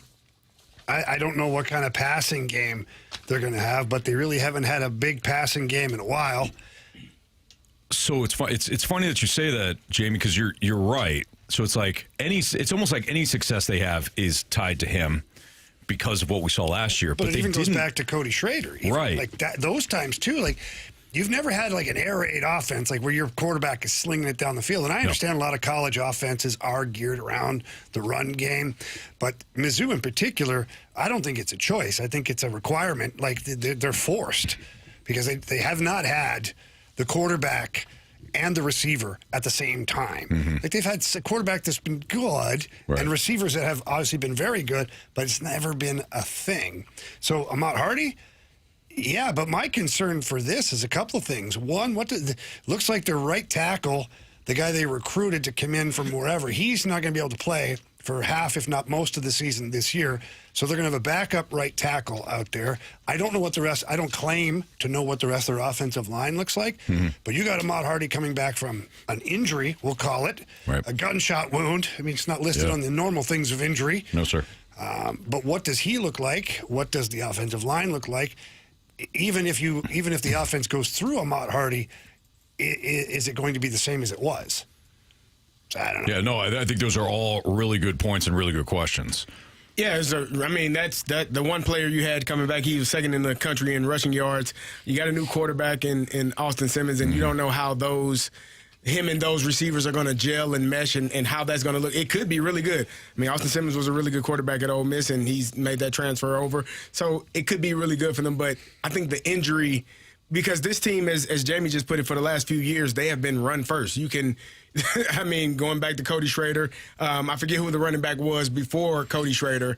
I can't remember his name, but he was another one that they ran the ball. He was what is his name? He's a draft pick I think it was a 5th-round draft pick. But either way, also ran the ball effectively. Like, they've been doing this in the running game for the past few years and doing it at a really high level. So I think that they are going to need to have a healthy Ahmad Hardy. But Jamal Roberts also ran the ball really well last year also. So, I don't think they're going to get away from the running game regardless of how well the passing game goes. But we'll see. I hope Ahmad Hardy is healthy and good. Were you thinking of Tyler Beatty? Yes, Tyler Beatty. Beatty, I mean? Yep. Or Larry Roundtree? You have Chip Lindsey coming in now, so maybe things will look different offensively. Mm-hmm. Who knows? But there's a lot of new faces, but also some players where you're like, okay, if this guy can bring us the same production that we've seen before, maybe they will be okay. I guess it just depends on what level of success are you asking Yeah, like for. what is okay? Yeah, so success, if you determine success as, were they successful last year? No. I mean, based on expectations, not really. Up to a point. Plus, they got some injury trouble towards the end of the year, too. Sure. Hurt them as well. Yeah, the quarterback situation didn't help, but that's also kind of the point with Mizzou, right? Like, it can't just be about Hardy. Hardy had an outstanding season last year, but we kind of determined that wasn't really success, and it wasn't. So to me, it's more about Austin Simmons. What sort of transfer are they getting? I mean, at one point, obviously he was going to be the guy at Ole Miss. That's a vastly different system at Ole Miss a year ago with under Lane Kiffin than what we're going to see with Mizzou. And I'm talking about not just the system. I'm talking about the play calling and everything. So if he winds up being kind of this big unexpected X factor, I think he has more like what he does. I think I can link more toward the success or failure of the program than whether or not Hardy is healthy. I think Hardy is an outstanding complementary piece if he's healthy, but this is a team that lost in large respects because they couldn't move the ball downfield last year. Yes.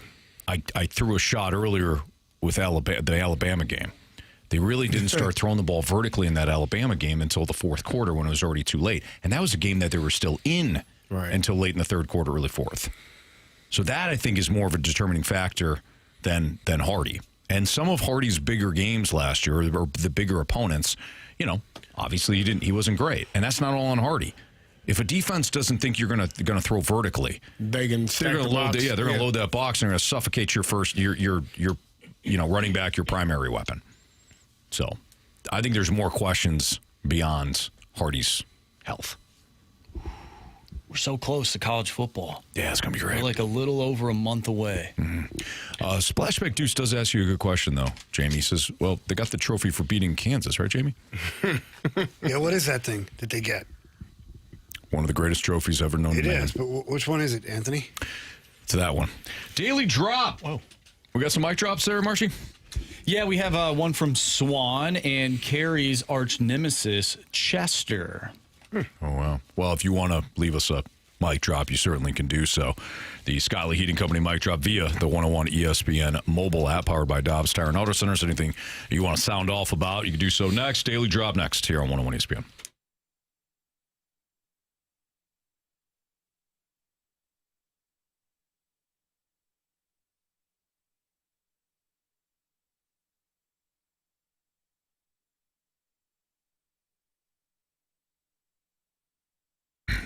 Hey, if you're heading to a Cardinals game in the near future, why don't you check out DraftKings at Casino Queen? They offer a free shuttle to every Cardinals home game. Yep, that's right. Completely free. No parking hassle. No long walks in the heat or rain. No stressing about traffic. You can just hop on, ride right up to the stadium, and then once you're done with the game afterwards, great. That shuttle takes you right back to DraftKings at Casino Queen. And don't forget to check out the amazing social hour specials that they have at Bridgeway. They got great foods at DraftKings at Casino Queen. They've got the $5 apps and drinks that they have great prices for, great pours, and are the perfect way to get the night going. So whether you're going before the game or after the game, again, check out DraftKings at Casino Queen. Food, fantastic, like I mentioned before. Whether you want something quick from the Eastside Barbecue or game day food from DraftKings or fine dining from Bridgeway, they've completely got you covered. It's easy, it's fun, saves you money, and honestly, it makes the whole night feel like an event from start to finish. And I know if you got some draft parties coming up, maybe some fantasy draft parties coming up, have DraftKings at Casino Queen host the area for you. You can have your draft right there. You can partake in the games and everything that they got going on at DraftKings at Casino Queen. Even stay the night you want at their hotel if you want. So again, start at DraftKings at Casino Queen at the Sportsbook or Bridgeway. Enjoy social hour specials Tuesday through Saturday with the $5 drinks and appetizers. Grab some great food and then take that free shuttle straight to the Cardinals home games when they're, of course, here in St. Louis. Again, you're going to love it. Make sure you check them out. DraftKings at Casino Queen. Must be 21. Gambling problem? Call 1-800-GAMBLER.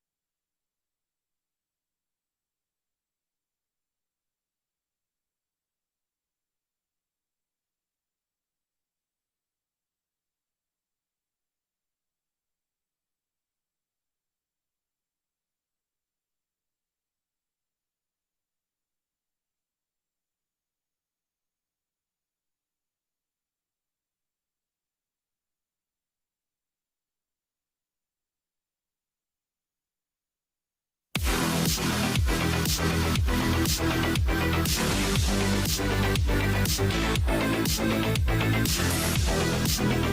right, time for the Daily Drop here on 101 ESPN. This is where you have an opportunity to send us a Scott Lee Heating Company mic drop via the 101 ESPN mobile app, powered by Dobbs Tire and Auto Center. Could be anything. Could be a question, could be a statement, sports or otherwise. Marsh, who do we have first? Anthony, we have Swan, who left us a mic drop. Let's go, Swan. This is for the Daily Drop. I absolutely hate college basketball expansion for the NCAA tournament. It's so stupid. It's going to reward your 17 and 15 win-loss record SEC team, Big Ten team, whatever you're thinking of. It's silly. I'm sorry. I hate it. I'm with Carey on this. It sucks. It's not going to reward mid-majors who don't get scheduled because power conference teams don't want to play them. That's what's going to happen in college basketball. Carey? Yeah, no, I think he's right. Yeah, who wants? I don't want to see how. I think the difference between college football expansion and college basketball is, as Swan said, you got teams that are barely above 500 that are playing. You know, there's no way, no chance in hell that team is going to beat a 1 seed. They shouldn't. Not saying that they can't, because 16s have beaten 1s, 15s have beaten 2s. Mizzou knows about that. But it's not that it can't happen, right? But it's more than likely not going to happen. But if you get a Texas team or a Michigan team or a USC team or, one of those teams that are later on in that top 24, 23, 24, 20, they actually do have a chance to win that first round game, in my opinion. Especially if the top 8 seeds are getting a bye. So now you got one of those teams potentially play. And now, what do you know? It could be a conference matchup against, a Texas team versus an Alabama or Georgia, right? Who doesn't want to see that game? You tell me how good those conferences are, let's see it. Mm-hmm. But in basketball, you got conferences that have no chance of beating the higher seeds. It's not comparable. So for me, the football expansion makes plenty of sense. And I think it makes football that much better. Okay. Chester. You know what? Maybe CD was right. Maybe rooting for 2 baseball teams is the jam. Because right now I'm loving the Cardinals. Their competitive spirit and all that jazz. Youthful lineup. Pitching has a few holes. But I can get with this. Then I'm also rooting for the other St. Louis baseball team. St. Louis East Coast baseball team, also known as the Boston Red Sox. Oh boy. Have you guys seen these guys? A guy by the name of Sonny Not So Sweaty Gray and Steamin' Willie Beeman Contreras. They're winners of 13 straight. They're in a playoff spot. Man, life is good. And yes, I did say that CD was correct. So CD, go out and buy those lotto tickets today. Getting it done. I hear they're running a 2-for-1 special. Toodaloo, guys. Wow. He loves it. Loves those 2-for-1s. Yeah, sneaks in those 2-for-1s. Yep. Yes, he does. Okay. It is surprising to see how bad the Red Sox were at the beginning of the season and seeing where they're at right now. Yeah. There's a couple of teams that looked like they were completely left for dead that have been better of late. I'm still kind of waiting for the Tigers to make some sort of late dramatic move. It would coincide with the White Sox collapse, but I don't know. I'm pulling for the White Sox. Do you think that the Tigers actually keep Tarek Skubal?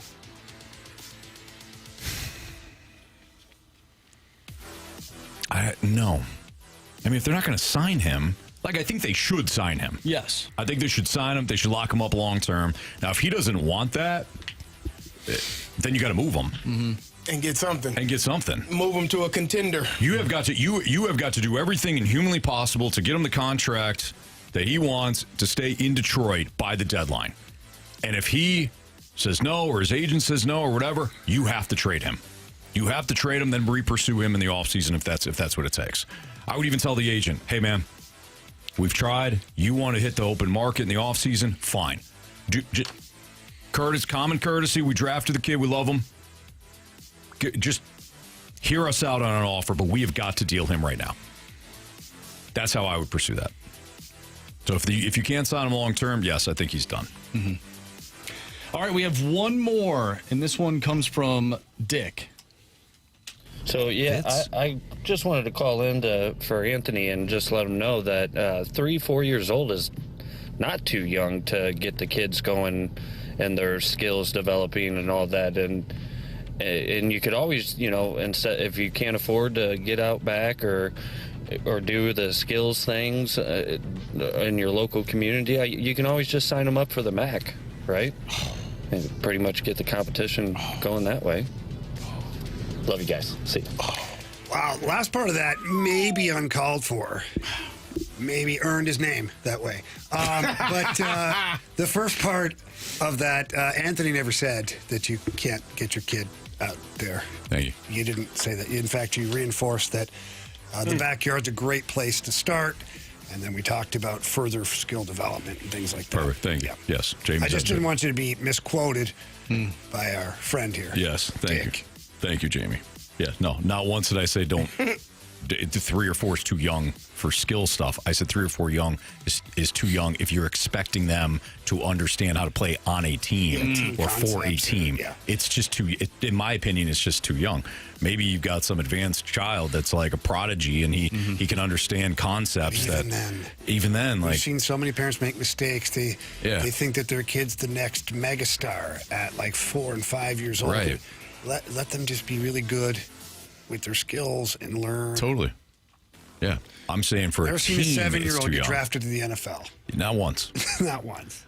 For a team, too young. For skills and getting them on the backyard and introducing them to sports, hell no. No, I mean, we did that with all our kids. Some people are wondering what your thoughts are on the second part of his mic drop. Well, listen. There are many clubs around Missouri. I wouldn't just pick that one. You can take a look at any sorting clubs. You know, there's all kind. There's a vast. Some clubs might be less expensive than that one. You know, might take care of better care of your stuff too. You know? What do you mean? So I would I'd pursue all different kinds of clubs, not just the one that Dick mentioned. Didn't think it was going to go that way, did you? Wow. It's Fastlane on 101 ESPN. Jamie, biggest question of the day is next.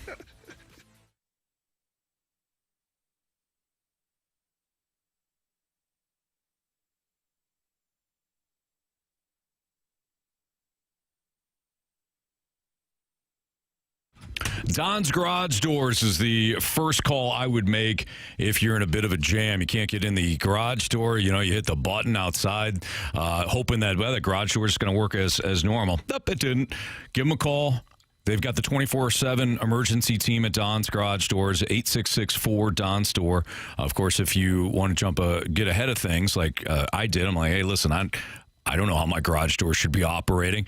DonsGarageDoors.com is where you can book the appointment. And right now, Don's is offering a complete garage door tune-up for just $29.95. It's an easy way to keep your door operating safely and smoothly and potentially avoid a more expensive repair down the road. I can tell you firsthand, having Don's Garage Doors out to my house, the technician, Jordan, walked me through all the things that my garage door was not doing right. And it's nothing I thought about before, but once you become a homeowner and you want to take care of your home and you want to make sure things are lasting, because whether you have kids or not, you just want to be, on top of your finances. And I don't want to be replacing a motor every couple of years because my garage door isn't operating correctly. That's not the way to do it, right? You're going to blow a lot of money that way. So for under $30, have them out. They'll do a couple of tune-ups, a couple of adjustments, or you can go with a new motor like I did. They replaced the spring. They replaced the keypad.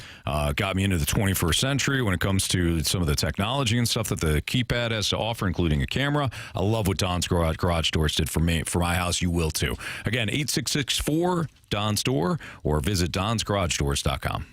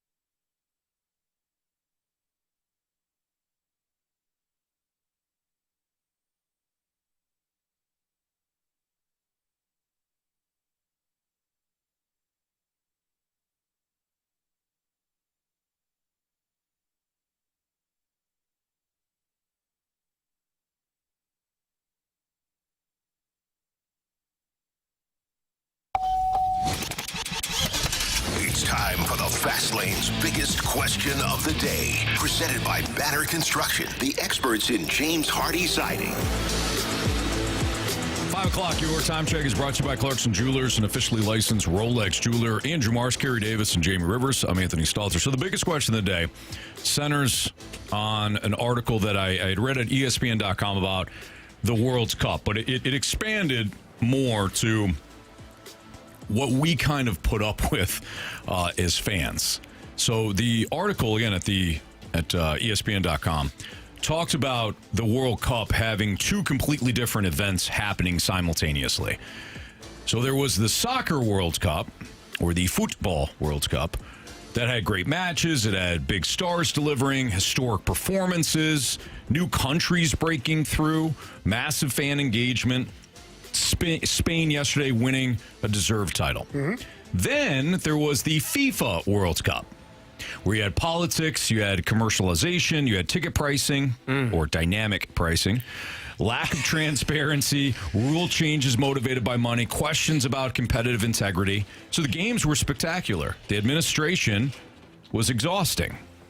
And it got me thinking about how we as fans often gripe about the institutions that are running these leagues or these tournaments or these events. And when you look at the NCAA or the NFL or Major League Baseball or NHL or, again, FIFA, we keep watching because the product is worth it. The athletes have been great. The games have been great. But it's almost like we're willing to overlook the labor disputes, the chaos that happens in NIL or with the NCAA, officiating controversy. So my question is, will sports fans continue to separate the athletes from the people running the sport? Like, will we always just say, hot damn, these games are incredible? Or will there be a breaking point, do you guys think? And we just say, you know what, screw this, I'm out. Yeah. If you haven't already, because I know it's obviously here in St. Louis, the NFL is, Some people have done that. I don't know. I think if the product continues to be competitive, compelling, and there's drama involved in it, like, you're going to overlook, we'll call it the silent entity, which is owners or the league, or in this case, FIFA, which FIFA, I mean, it's been dirty forever. I can't remember one time in my life where I've heard that FIFA isn't, like, dirty, where they're getting their money. All this is allegedly, okay? I'll just put the blanket out there. Allegedly, there's been so much, like, money passed around for favors and this and that and the other. It doesn't have a stellar reputation. Let's just put it that way. And look, we talk about if baseball has a work stoppage next year, that's it. We won't come back. Will you not? Because I don't know. Because the NHL had how many work stoppages? Three under my career, 3 in recent history. They've had work stoppages, lost a whole year. Fans are back. NHL revenues are higher than they've ever been before. The salary cap is going through the roof. You didn't really hold them accountable, did you? Ticket prices are through the roof in all of these sports, but people are paying it. Yeah. $10,000 a ticket for the World Cup yesterday, and that place you couldn't find a seat. Yeah. So I don't think the fans will ever change, as long as the product is something that is invigorating for the fan.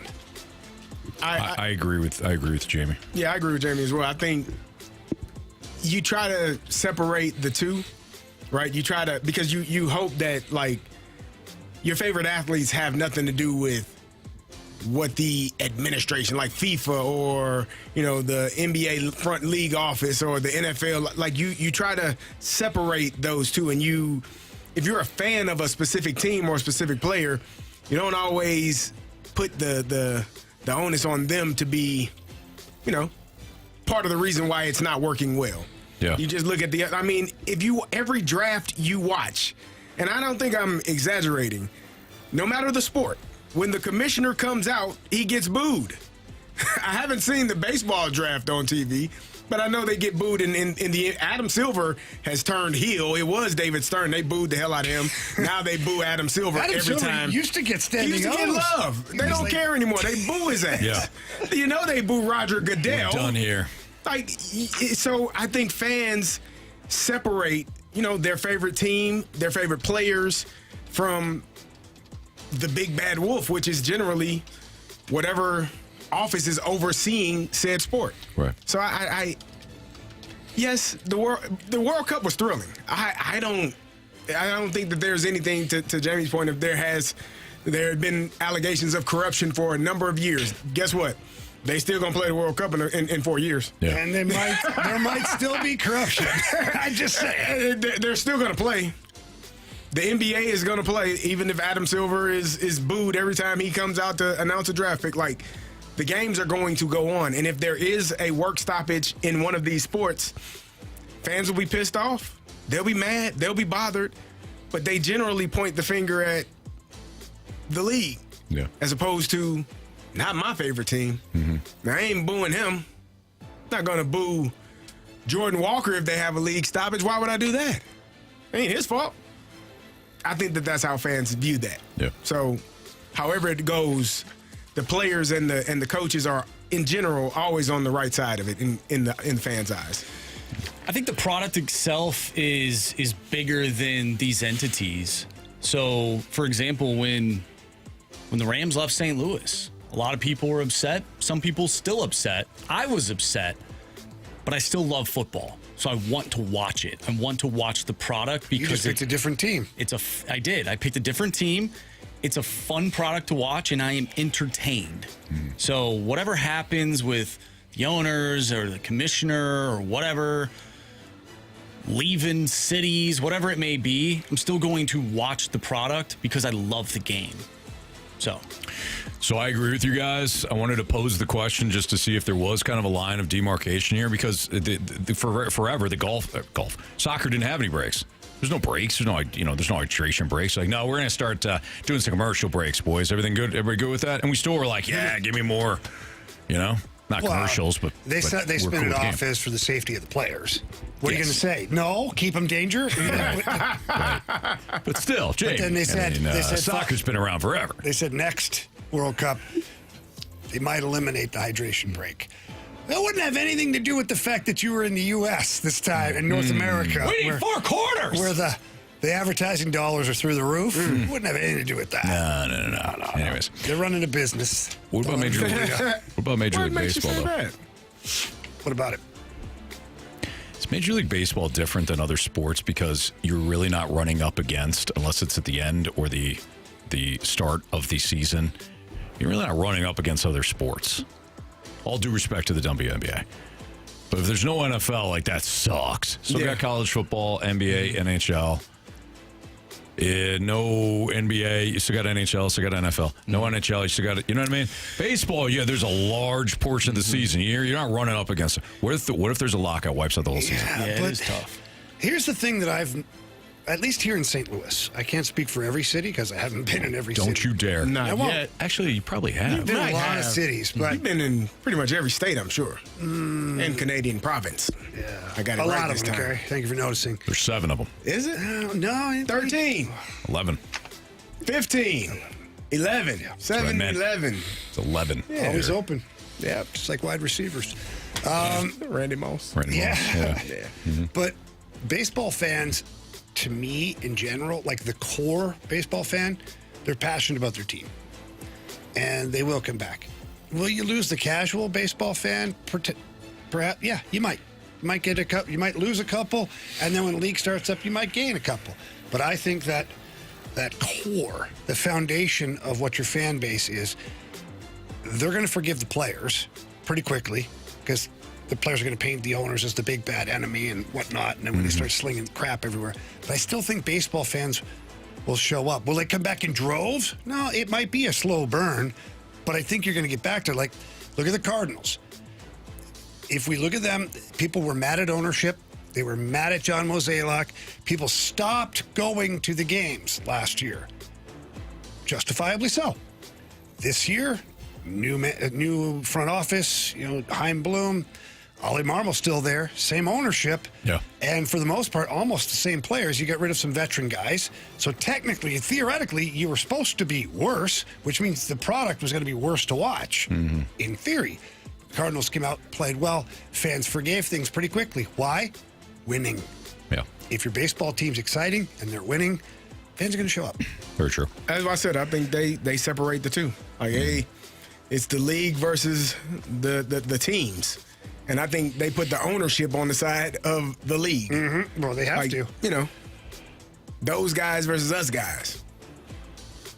Yeah. So you're good. If there's no baseball next summer, it will be very tough. Last Wednesday, when there was no sports on, or maybe no, there was one WNBA game. Like, that was the W. That was tough. Well, maybe imagine a full summer of that. But maybe that's the catch. Maybe MLB knows that. Because you don't have another hook dangling in the water. As soon as they throw that thing back in, you're biting. Mm-hmm. Because, no offense to the WNBA, but there's only a certain handful of players that most people are tuning in to watch, if they are at all. Whereas baseball, people are craving that. Your loyal, passionate fans, your core group are craving that. Yeah. We did get a text from the 636. We've talked about this multiple times, but 94 took years to recover, and the home run chase helped. I don't know if you're going to get that if there is a lockout this time around. I don't think you're going to get a home run chase of that ilk. No, I'm pretty sure you will not. Yeah. So what? Certain things in place now. Smart now. Here's some assistance, wasn't it? So the league back that then, time was. In that time, you know, the social media wasn't around. All the marketing campaigns that you can put together in different platforms, none of that existed. The players existed, and steroids existed too, and they were going hand in hand in that one. I think this time around, Marshy, what teams will do is once it's go time again, they're going to splash massive marketing campaigns, player videos, a new uniform color, like whatever it is, and now they're able to reach the masses quickly. It's not like, hey, check out the sports section in tomorrow's paper, and you'll see the new hats we're wearing. No, they can do all sorts of things to get your eye back to their product. I don't know if it has a crash like it did after '94. I just don't. Well, you better hope that is the case because, like we just said, you're not going to get a home run chase like you did in the late 90s. I don't know what that would be on field for this era of baseball. Yeah, I don't know either. I don't know. Quite frankly, because I don't know what would be. It's not like pitchers. Everybody called the All-Star game boring, and the pitchers were outstanding. That's boring. I don't want to see this. Like, okay, well, what else do you have to offer? Like you said, Marsh, besides what you offered them in the 90s. They ain't coming back. So there's that. We got a text from the 217. People might actually go outside and feel grass. Major League Baseball can't let that happen. Very true. All right. You can't feel grass in the NFL, putting all that turf back in. Yeah, I know, right? That doesn't make any sense to me. You spent how many millions of dollars changing your stadium into grass? And now you're spending how many millions of dollars to go back to the turf? I understand long term it's probably cost efficient, but it seems weird. It's weird, Kerry. You got a weird league. I don't disagree. I know. I know you were just bringing up the hat thing just as an example, but we did get a text from Mahomes Longbody. So you think new colorful hats will get people back after they don't have games for a year? It's not really. That's a cherry picking the context of what I said. Hey, everybody, look at our new hats. Welcome back. It's the whatever Major League Baseball. Whatever the look over here thing that works is what they're going to do. Yeah, calendars, puzzles. Oh, wow. Why would you do that? He got his back. I'm a fan of the Brock umbrella. I know. We know you love that.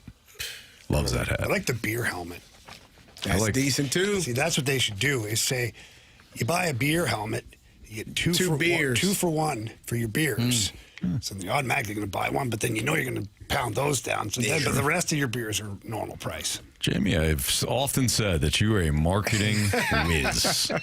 And you displayed it once again, my friend. Nice job. Thank you. All right. It's Fastlane on 101 ESPN. Beat the Streak and Bet the Board is next.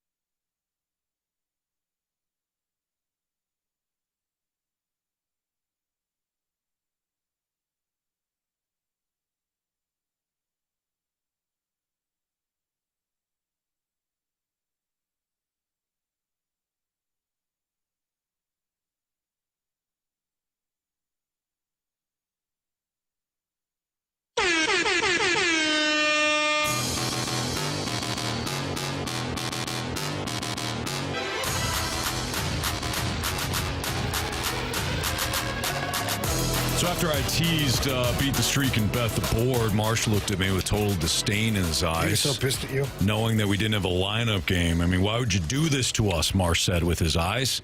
And then he checked and goes, oh, we do have a lineup. So now we're going to play a lineup game.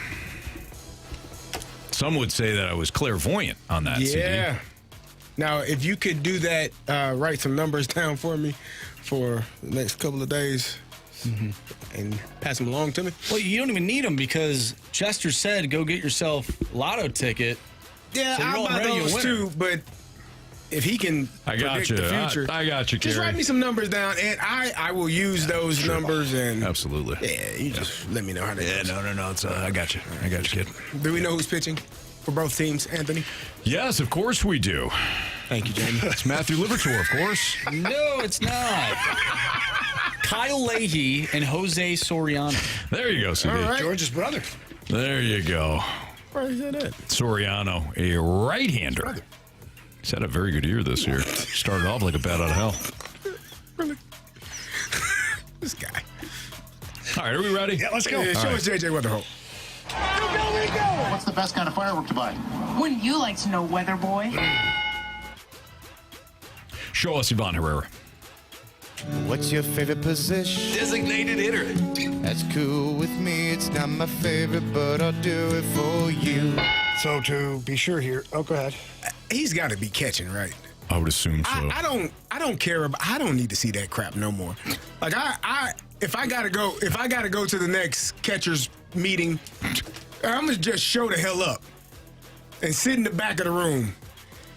And you know when you're watching film and the coach just replays the same thing over and over and over again. I'll be running back. I will watch those pitches 15 times each and ask, what were you thinking here? Because that's what coaches do. What are you thinking here? Well, I was like, you weren't thinking about getting your ass over, were you? The answer they like is I wasn't. Clearly. They love that. I don't know, Coach. I have no idea how I was doing it. I told you all I broke a computer one time, didn't I? Yeah. Wasn't getting the answers I needed. You tried to expense it. That was really difficult. I should have, actually. Better Should choice tell than the school door. that my computer, some things led to it breaking. It had an accident. Yeah.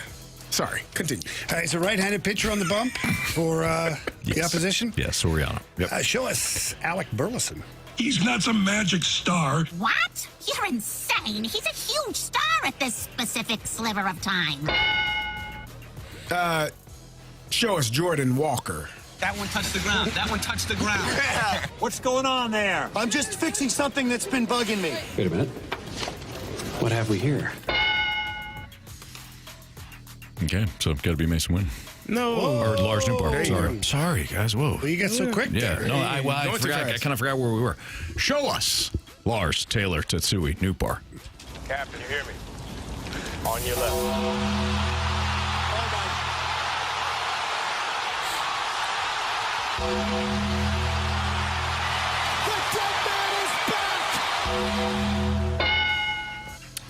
Now, you may show us Mason Wynn. Shortstop. That's right. Now and forever. Forever and ever. Shortstop. We aren't in the top 10. Wait. This is bull. He's the best in the business. Best arm in baseball. All right, now, here's where we run into some problems, because this has been your guy, Ant, right? The Furminator? Yeah. If Fermin is in this lineup, You don't want to see him if anymore. Fermin is in this lineup, I might boycott tonight's game. Oh, wow. Cardinals, And I'm you heard it. sorry to do that because I know Fermin has hit well. But if defense doesn't matter to this team, Marsh, Now, fine. in fairness, he's made They don't one- matter to me. He's made a couple of giants. This is really some really bad ones. Yeah. Throwing, I was trying not for catching. Yes, Furminator, I was trying. And you know what? I don't blame the Furminator at all. Who do you blame? I blame Bloom and Ollie. Bloom for having him on the damn roster and Ollie for putting him in the damn lineup. Oh, he can't. He's not assuming that the guy's not going to catch the ball or The throw it guy's correctly. not terrible, Anthony. He just he's been played a little too But much. he has had, What? It's your problem. He hasn't been terrible. You could have scored You're on that. cherry picking two things. Could have scored on what? The two big things. What pissed me off more than anything is that he turned and kind of jogged to the ball. Yeah, He that's was a running great as player. fast as he No, could. no, he wasn't. No, he was not. He was And if he gassed. was, then that's, again, another problem. From trying to catch it. You know, the stress levels he had. He can only sprint 10 yards and he's gassed? Maybe some people. He's a professional athlete. Disgusting, Jamie. Yeah, no, he's fine. In fairness to him. Who do you have You know, here? Anthony? What? Screw you. No, screw you. You think it's Torres then? Hell no. Oh, that guy's Are you kidding me? What do you think it is? Why don't you It ain't Jimmy Crooks? He fell asleep somewhere between Why first don't you and sign second. Mater and put him in there, CD? Torres. No for me, no Torres. So is it Nathan Church? Yes. Okay. All right, you do it. Show us. I meant it in the best way possible. I don't think he's going to celebrate. If you're wrong, this is where he Let's go, Ant. Let's go. All right, I believe you this time. Yeah. Show us Nathan Church. I believe in the Church of Baseball. Okay, there we go. All right, yeah. I've tried all the major religions and most of the minor ones. I know he's got to tell when he wants He when he sure wants me to does. fail. He sure does. It's I didn't want him to fail this time. Look straight down in anger and way to go, Ant. That's what he does. I was actually Trojan rooting him horses his on. anger Yes, with a he does. compliment. Yes. He does. This Blaze Jordan here. Guys, hold on. Let's just talk for a second. It's a Hear me catcher batting ninth. It's probably Pajes. out. Jimmy Crooks hit another home run. Solo shot. He can't help that nobody was on base ahead of him. Very true. Put a name in the hat to figure out who's catching.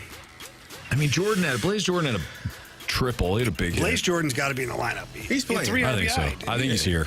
I don't think he's ninth. I think he's here. Show us Blaze Jordan. It was Johnny Hopkins and Sloan Kettering, and they were blazing that up every day. All right, it comes down to this. So this is it, yeah. Is it Pajes or Crooks?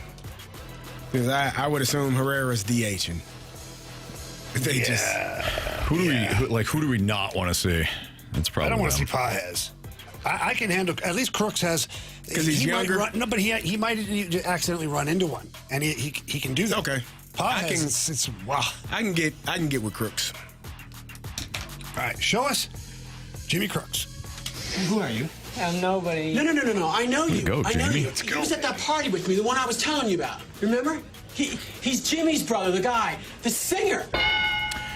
By the way, we do need a nice job, guys. Really nice job. By the way, we do need a new Beat the Street contestant. So, you want to hop on this train? You better text in right now. You better answer your phone when Marshy calls you. Yeah, that was funny. Yeah, a little PSA. Take your phone off of the do not disturb, so I don't have to call you 3 times to get a hold of you. Marsh, how do they now, do that, Marsh? Like, Marshy, can here's what you I would do. provide a little technical? I'm pretty sure there's like a if you have an iPhone, there's like a little crescent moon when you go to the control tab. I believe that's it. Yeah. You got to disable that. It is, but I would make a rule. You call them once. If they don't answer, they're out. You move on to the next one. Don't hate the idea. I mean, they'll never know. Yeah, very true. I just think you didn't pick them. Or, they squandered their own opportunity. They missed their chance. Yep. All right, they missed their window. Marsh, go ahead and run it. All right, leading off, second baseman J.J. Weatherholt. Batting second, your DH, Ivan Herrera. Batting third, playing first base, is Alec Burleson. Your cleanup hitter in right field, Jordan Walker. Batting fifth and left is Lars Nootbaar. Batting sixth, the shortstop, Mason Wynn. Batting seventh in center field, Nathan Church. Batting eighth, playing third, is Blaze Jordan. And batting ninth and catching, Jimmy Crooks. Back. Stay fair! Stay fair! Go fair! I don't believe what I just saw! All right. Marsh, you're still in the lead there, kid. Did you expand your lead? Did you have Weatherholt? No, Carey CD did. Good. Carey's on the board. I know somebody had Weatherholt on Friday. It was our guy, Carey Davis. So Carey's now at 9 points. Almost to double digits, baby. Carey, you're really closing the gap, bud. Yeah, thank you. Jamie's ahead of Carey with 13. Anthony, you're in second with 16, and I have 20. I chose Ivan Herrera as my guy to have a good series. I think he will continue what he did yesterday, except for tonight, he hits a home run. Ivan Herrera off the board. I'm going to change things up. I'm going to go with Jordan Walker. This guy was seeing the ball very well. I think he's due. Give me Blaze Jordan. Blaze Jordan. Give him.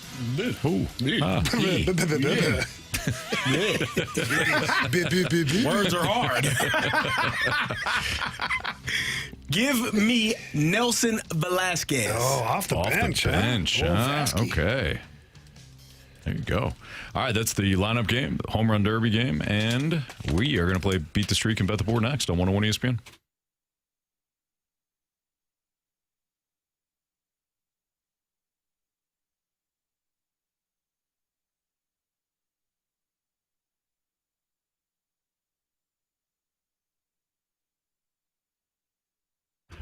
So, Carrie, true story today. One of my kids came up to me and they're like, why are you always trying to eat healthy and things like that? And I looked at them and I said, for you. I want to make sure that I feel young and I can go outside and play games, things like that. Because, look, I'm 44 years old and I got a lot of time left in me. But one of the things I also love to do to take care of my health is going to Mentality. And going to Mentality a couple of years ago was something that was important to me because I was dragging a lot, CD. I didn't have the energy. I didn't want to get into the gym. I wasn't motivated to necessarily come home and go straight back outside like I am now or spend hours on end, playing with the kids. And I didn't feel like that was right. So Mentality helped me out with that. Found out I was low on testosterone and some other vitamins. They put me on their program. I rave about Mentality because they've completely changed things for me. Yeah, they'll run the 100-point blood panel, get you exactly what's going on with your body, and get you in a program that will allow you to feel better, whether it's the testosterone replacement therapy, whether it's the peptides. For me, I was low in vitamin D as well. Like, whatever your body is lacking or needing, they can get you squared away and get you taken care of. And two great locations, one in South County, one in Chesterfield. I love the fact, too, that they're always redrawing your blood every 5 to 10 weeks, making sure the program's still working for you. And if there's anything else that's underlying, they can print off the sheet and you can take it to your doctor and say, hey, look, this is what Mentality's is saying right now. And see, I don't know about you, but I only did the one doctor visit a year, and now I feel like I'm always on top of my health, which is great thanks to Mentality. Visit them at lowtusa.com, book your appointment, or when you do head to one of the two locations, tell them CD or Anthony sent you in from 101 ESPN. It's Mentality.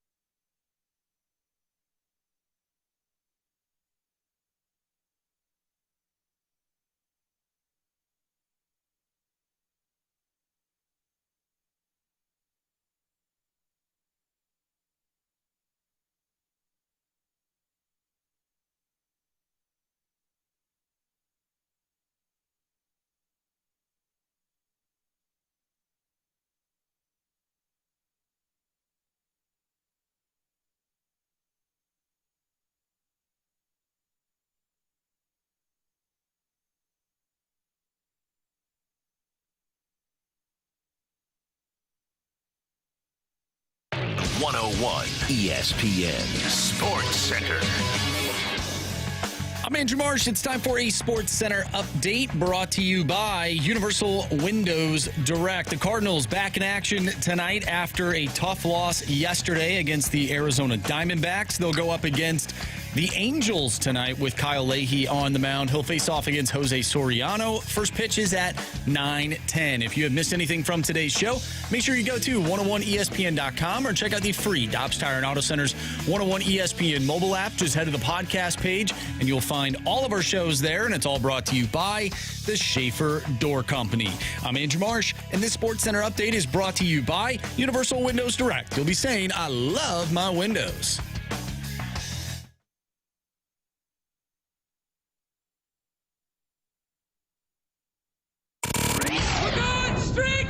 I want to hit baseballs. All of my successes depend on me. You're ready to hit. The hits just keep on coming. And his first big league hit is a bullet up the middle. It's Fastlane on 101 ESPN. Carey Davis, Jamie Rivers, Anthony Stalter, our guy Andrew Marsh. And we got Rob on the line to play Beat the Streak with us. What's up, Rob? Not much. What's going on, fellas? Everything's good, brother. Appreciate you listening. Thanks for playing. Marsh, what are our latest streaks? Okay, so Carey has a streak of 3. Anthony, you and I have a streak of 1. Jamie is at 0. And, of course, we welcome Rob onto the show today. All righty. CD, go ahead. Give me Jordan Walker. Okay. Jaywalk off the board. Marsh? I'm going to go with J.J. Weatherholt. J.J. Weatherholt's off the board. I'll take Burleson. Please and thank you. Rob? We'll go with Mason Wynn. Mason Wynn. Had a couple big hits over the weekend. Jamie? I'm going to double down with Blaze Jordan. B-Jor. Yep. Okay. So, Carey went with Jordan Walker. Marsh went with Weatherholt. I took Burley. Rob went with Mason Wynn. And Jamie just said Blaze Jordan. Okay. Rob, good luck to you, man. Hopefully Wynn gets a hit tonight. You'll be back tomorrow. Whatever. Thanks, guys. Thank you. Thank you. Alrighty. Did he say whatever? Thanks, guys. I think so. I don't know. No, he wouldn't have said that, would he? No. I don't know. Whatever. Thanks, guys. I don't know. Well, we still have him on the line. Should we ask him? Nah. No. I just think it's fun to speculate. Okay. I kind of hope he did say it now. What you said? Whatever, dude. Whatever. Thanks, Yeah, guys. Whatever. Whatever, dude. Whatever. I don't care what you have to say to me. I'll see you tomorrow. Yeah, whatever. I'll be back tomorrow. Yeah. Thanks, guys. I don't know how I feel about that. But you know what? We're going to move forward. Guess we'll never know. Nope. All right, let's play Bet the Board now.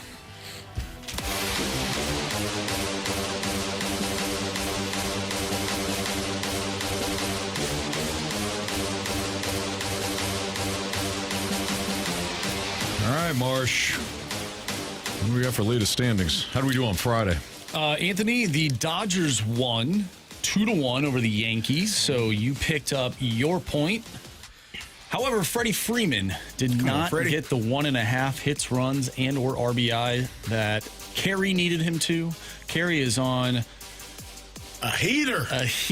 The opposite of what a heater would be. Yeah, cooler right now. I believe it's 7 in a row. Oh, damn. 7 in a row that Carey has missed. Jamie, consistency, fellas. That's true. Mama Rivers Blue Jays did not win. No.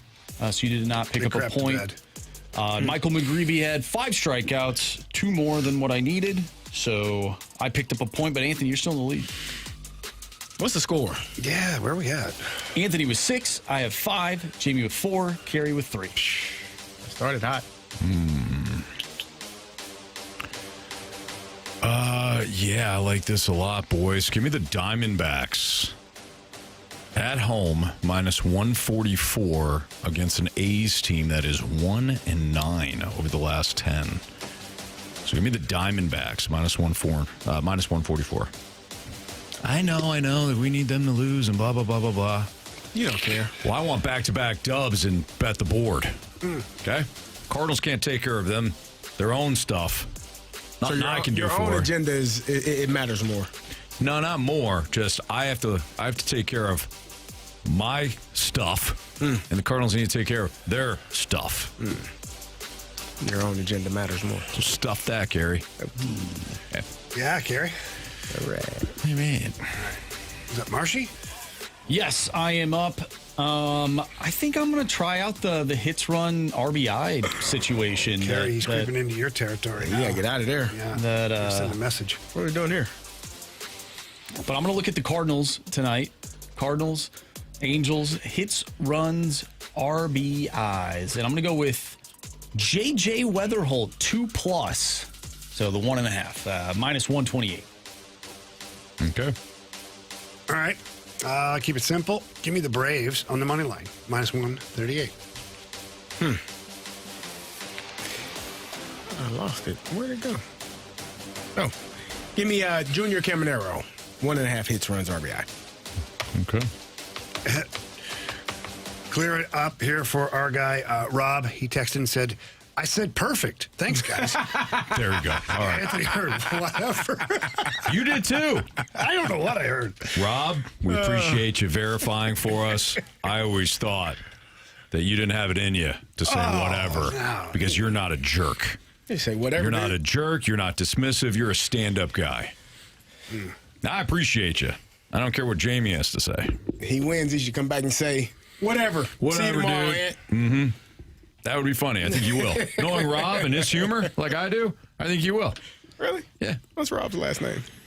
I'm not going to give that information out, Gary. You can't do that. No, you can't do that. He's already. Jeez, why don't I just give out his phone number? He's already done it. His social security number. I can't do that. Can't do it, Carey. It's illegal. It's highly frowned upon. In the radio business. I mean, he was talking about Rob like they were best buds.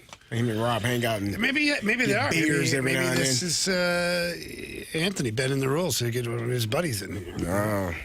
For beat the streak, I would never, There's a lot ever of people that want to get taint beat the streak. A lot of people. I see the text. A lot of people want to be a part of it. And you just side doored it with your buddy Rob. See the one that got you that cool. It's Tim. It is Rob. It's Tim. Huh? It's not Rob. 3 letters. This guy's name's not Rob. This is Tim. Yeah, perfect, Anthony. Yeah. Tim, in air quotes, still hasn't gotten any of us a nice little cooler bag like that. He just keeps bringing it in, just trying to show it off. One day it's going to go missing, Anthony. What? Yeah. It will. Like Jamie's earbuds. Remember that? Yeah. That was a bad day for Jamie. No, they didn't go missing. He was pissed. Like your iPod, Anthony. Like your iPod went missing. Where is the iPod shuffle? You know how much money we spent on that? We bought you an iPod. We put thought into it. We put and you finances. have not used it not one time. And we even got it. We even got a Dodger blue for him. You mother. Knew he loved it, and he didn't. Maybe that's why he lost it. He did. He intentionally set it down, hoping somebody else would steal it, and not be his problem anymore. Yeah. Left it on the bench at that one club, and they threw it out. No, what they did is they put it in a garbage bag. In fairness, that club put it in a garbage bag. Thank you, Jamie. So Messi doesn't care about football anymore. Messi will not play for Miami the next 2 games. He's retired. He's tired, man. Is he? Yeah, we're all tired of his antics. Nah, come on, man. Yeah, selling out stadiums, that stuff. Working hard, man. Yeah, if we're gonna talk about Pulisic not really wanting to play, I think we gotta talk about this guy Messi. I don't know if you can say Pulisic and Messi in the same sentence. Just don't know. I think it might be a law. Frowned upon in 49 or 50 states. It is now. Yep. All right.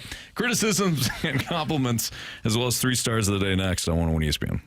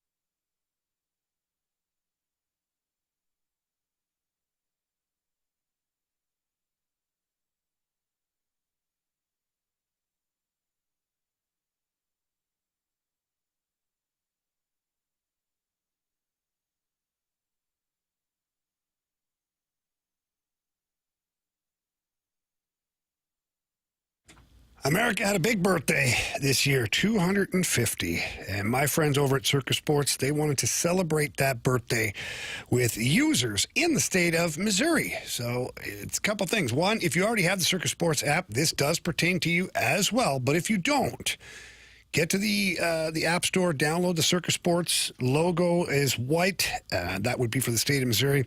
And here's the offer.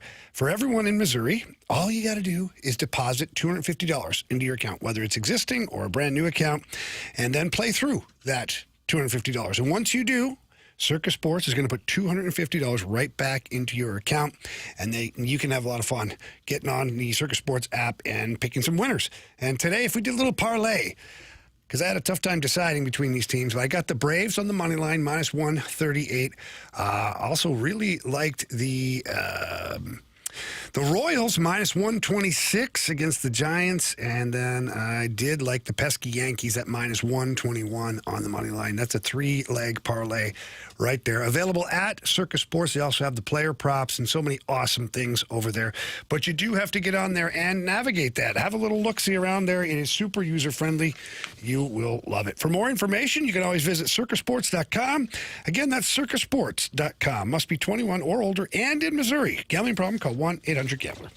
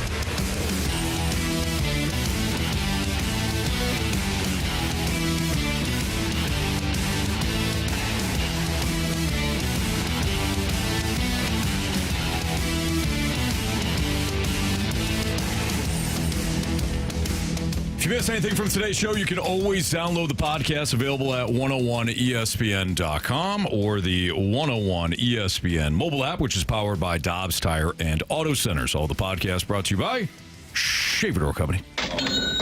Time to find out from Marshy about some criticisms and compliments. Criticisms and compliments. Presented by Bet365. With Bet365 early payout, you win even if they lose. Get paid out instantly when your team goes up big, even if they blow the lead later. Bet365. Winning is everything. All right, from Curb Stomp, today's show as a whole, Dodger Blue iPod Shuffle. Thank you. Has been a Monday banger. What I learned today is that the MAC is not a real conference. Hopefully tonight's game is not a Stanek game. Hashtag shout out to the Snake Pits. Anthony, your thoughts? Yeah, that's fine. It's fine. You know, when Carey says things, we all listen because we respect Carey. And Carey just...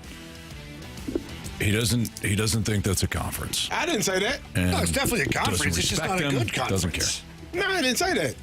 That's what you said. I just said if you got way more teams in. You were disrespectful. I don't know. I don't know. If being right makes him disrespectful, I don't know. Like, is that how we do it? I'm just asking. Really, Jamie? You think there was 42 better teams last year than the top? I don't know that to be team. true or not true. Oh, you acted like you did. 42? 42. You can rattle off 42 better teams than the top MAC team. But probably really close. You saw Duke play, right? I did. They won the ACC, Anthony. Yeah. Weren't even supposed to be there. But they were.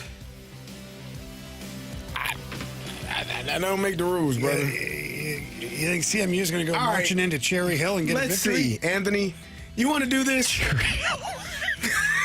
You want to do this? No. Go ahead, Marsh. You don't want to do it?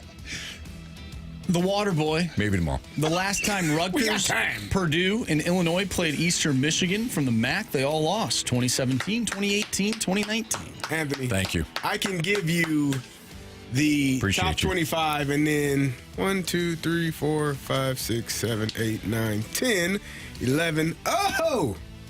I stand corrected. Thank you. Western Michigan, huh? They are. Yep. The 36th best team in the country. Yeah. Broncos.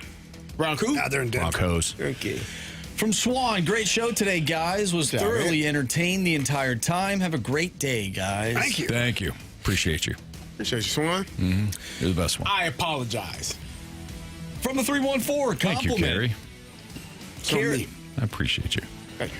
From the 314, compliment CD's catcher rant at the beginning of the show. Yeah, them guys got to catch the damn ball. It'd be nice. They block it. We've established that. Yeah, Well, call them blockers then. I don't care what you call them. Just do the damn Give job. them the damn goalie blockers. Give them the goalie pads. They probably catch better with the blockers. They would at least knock them down. Jeez. That's terrible. That's terrible. From the 314, fun show as always. Thanks for keeping me company while I was homesick today. Hope you feel better. Oh, man, yeah, feel better. Wait, was he homesick or was he homesick? Either way, feel better. Homesick today. I was homesick yesterday. I was ready to get out of that damn you missed airport. your house? I was ready. I was in the airport. My flight was supposed to leave at 4 o'clock. Then 7 o'clock. Yeah. Then 10:50. I was like, man, I'm gonna go get me a hotel room. I figured out. I'll catch it in the morning. I figured out something here recently with flying the friendly skies. If you don't get one of the first flight out, you're good luck. You're delayed. Everything else is going to be pushed back. 100%. Might as well. That's why I just said I'm just going to catch the first flight out in the morning. It's probably a good. That one somehow is always on time, Jamie. Yeah, they haven't had a chance to screw things up yet. It's a trickle-down effect. Yeah. Just later and later. That's why you got to do like Anthony and fly private. I wish I had the funds. Yeah. Oh, yeah. He told us he was going to give us a flight, but Never did. Still waiting. Not yet. He's just pissed off because you insulted the Mac. it was, I probably, when you too far, I did. When you piss him off, he holds grudges, man. Yes, I do. You should fly us up 100%. to Michigan to watch a CMU game. Yeah.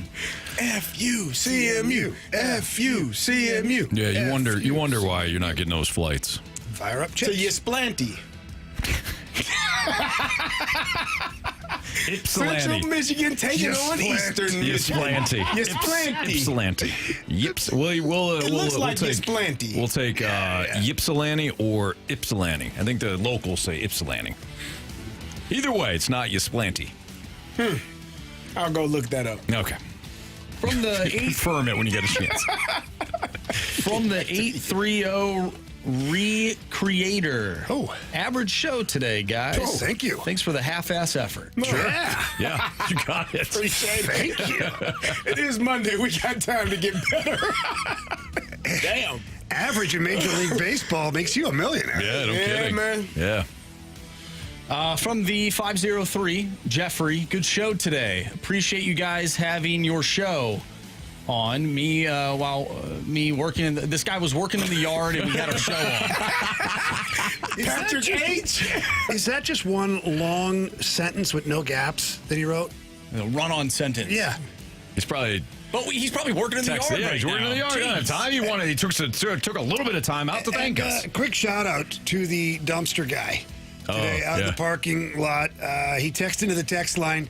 We have a big dumpster for construction or something that's going on in renovation, and we have concrete work going on in the back, so our trucks have to be parked up front. We had a Hubbard radio truck in the way, and he texted, "Hey, can you ask somebody to move the truck so I can switch out the dumpsters?" And they did. He did, and they got it right. Really? Beautiful, brand new dumpster out there. So I missed that. Way to use a text line to your advantage. Yeah. Thank you for listening while working too. Yes, absolutely. Appreciate it. Yes.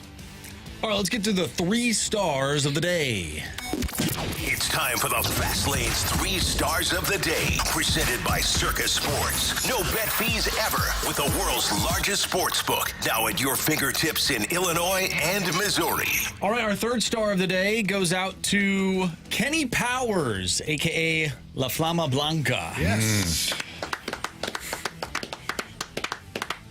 He was the pitcher that Anthony partook when Anthony was doing the what was it, the charity event, when you were standing in the batter's box. Marsh. You were at the car dealership. It was Joel Zamaya. We weren't at a car dealership, and it wasn't me that stood in the box. Very confused. There was no box. What was he throwing? Baseball. Where? What was he have a catcher, or did it was a wall? We went outside. He threw up against a wall. How many baseballs did he have? 1. So he just geared up and went, man. So he was warming up, throwing that ball off a brick wall, catching it, getting it rolled back, thrown to him, and he was just zipping it. He warmed up about 20 pitches or so, and then he let it rip. Did the guy have a bat? No, he's just standing there. he's just standing there. So he what just was he wanted to see supposed to it. do? He just wanted to see. He didn't want to hit. Was he going to swing with his hand? I wouldn't do that. No, because Zamaya wasn't going to allow him to just hit it off him. Like, not that he was going to touch it anyways, but he just wanted to see how fast 95 plus was. So who was catching? Nobody was against the wall. That's weird. Like when we were kids. Yeah. You know how it goes. This was not a sanctioned event, guys. No, I know, but we're just trying to get the whole story. The parameters of everything. That's all. Yeah. We like your story, just wanted the whole story. All good. Our 2nd star of the day. Second star of the day goes out to a guy who had more time in Major League Baseball than Kenny Powers. That's Bob Wickman. Bob Wickman. Just retired. Who retired in 2007. Yeah, but announced his retirement, though. Just had a press conference. The hell? I don't know. It's on the Ocho. And our 1st star of the day goes out to the band that sings Back in Black. Let's go. Yes, Ace of Base. Yeah. Nice job, guys. All right, that'll do it for us. We appreciate you being tuned in to this average show. Maybe we'll get a little better tomorrow. We'll maybe be slightly above average tomorrow. For Andrew Marsh, for Carey Davis, for Jamie Rivers, I'm Anthony Stalter. Everybody have a great night. See you.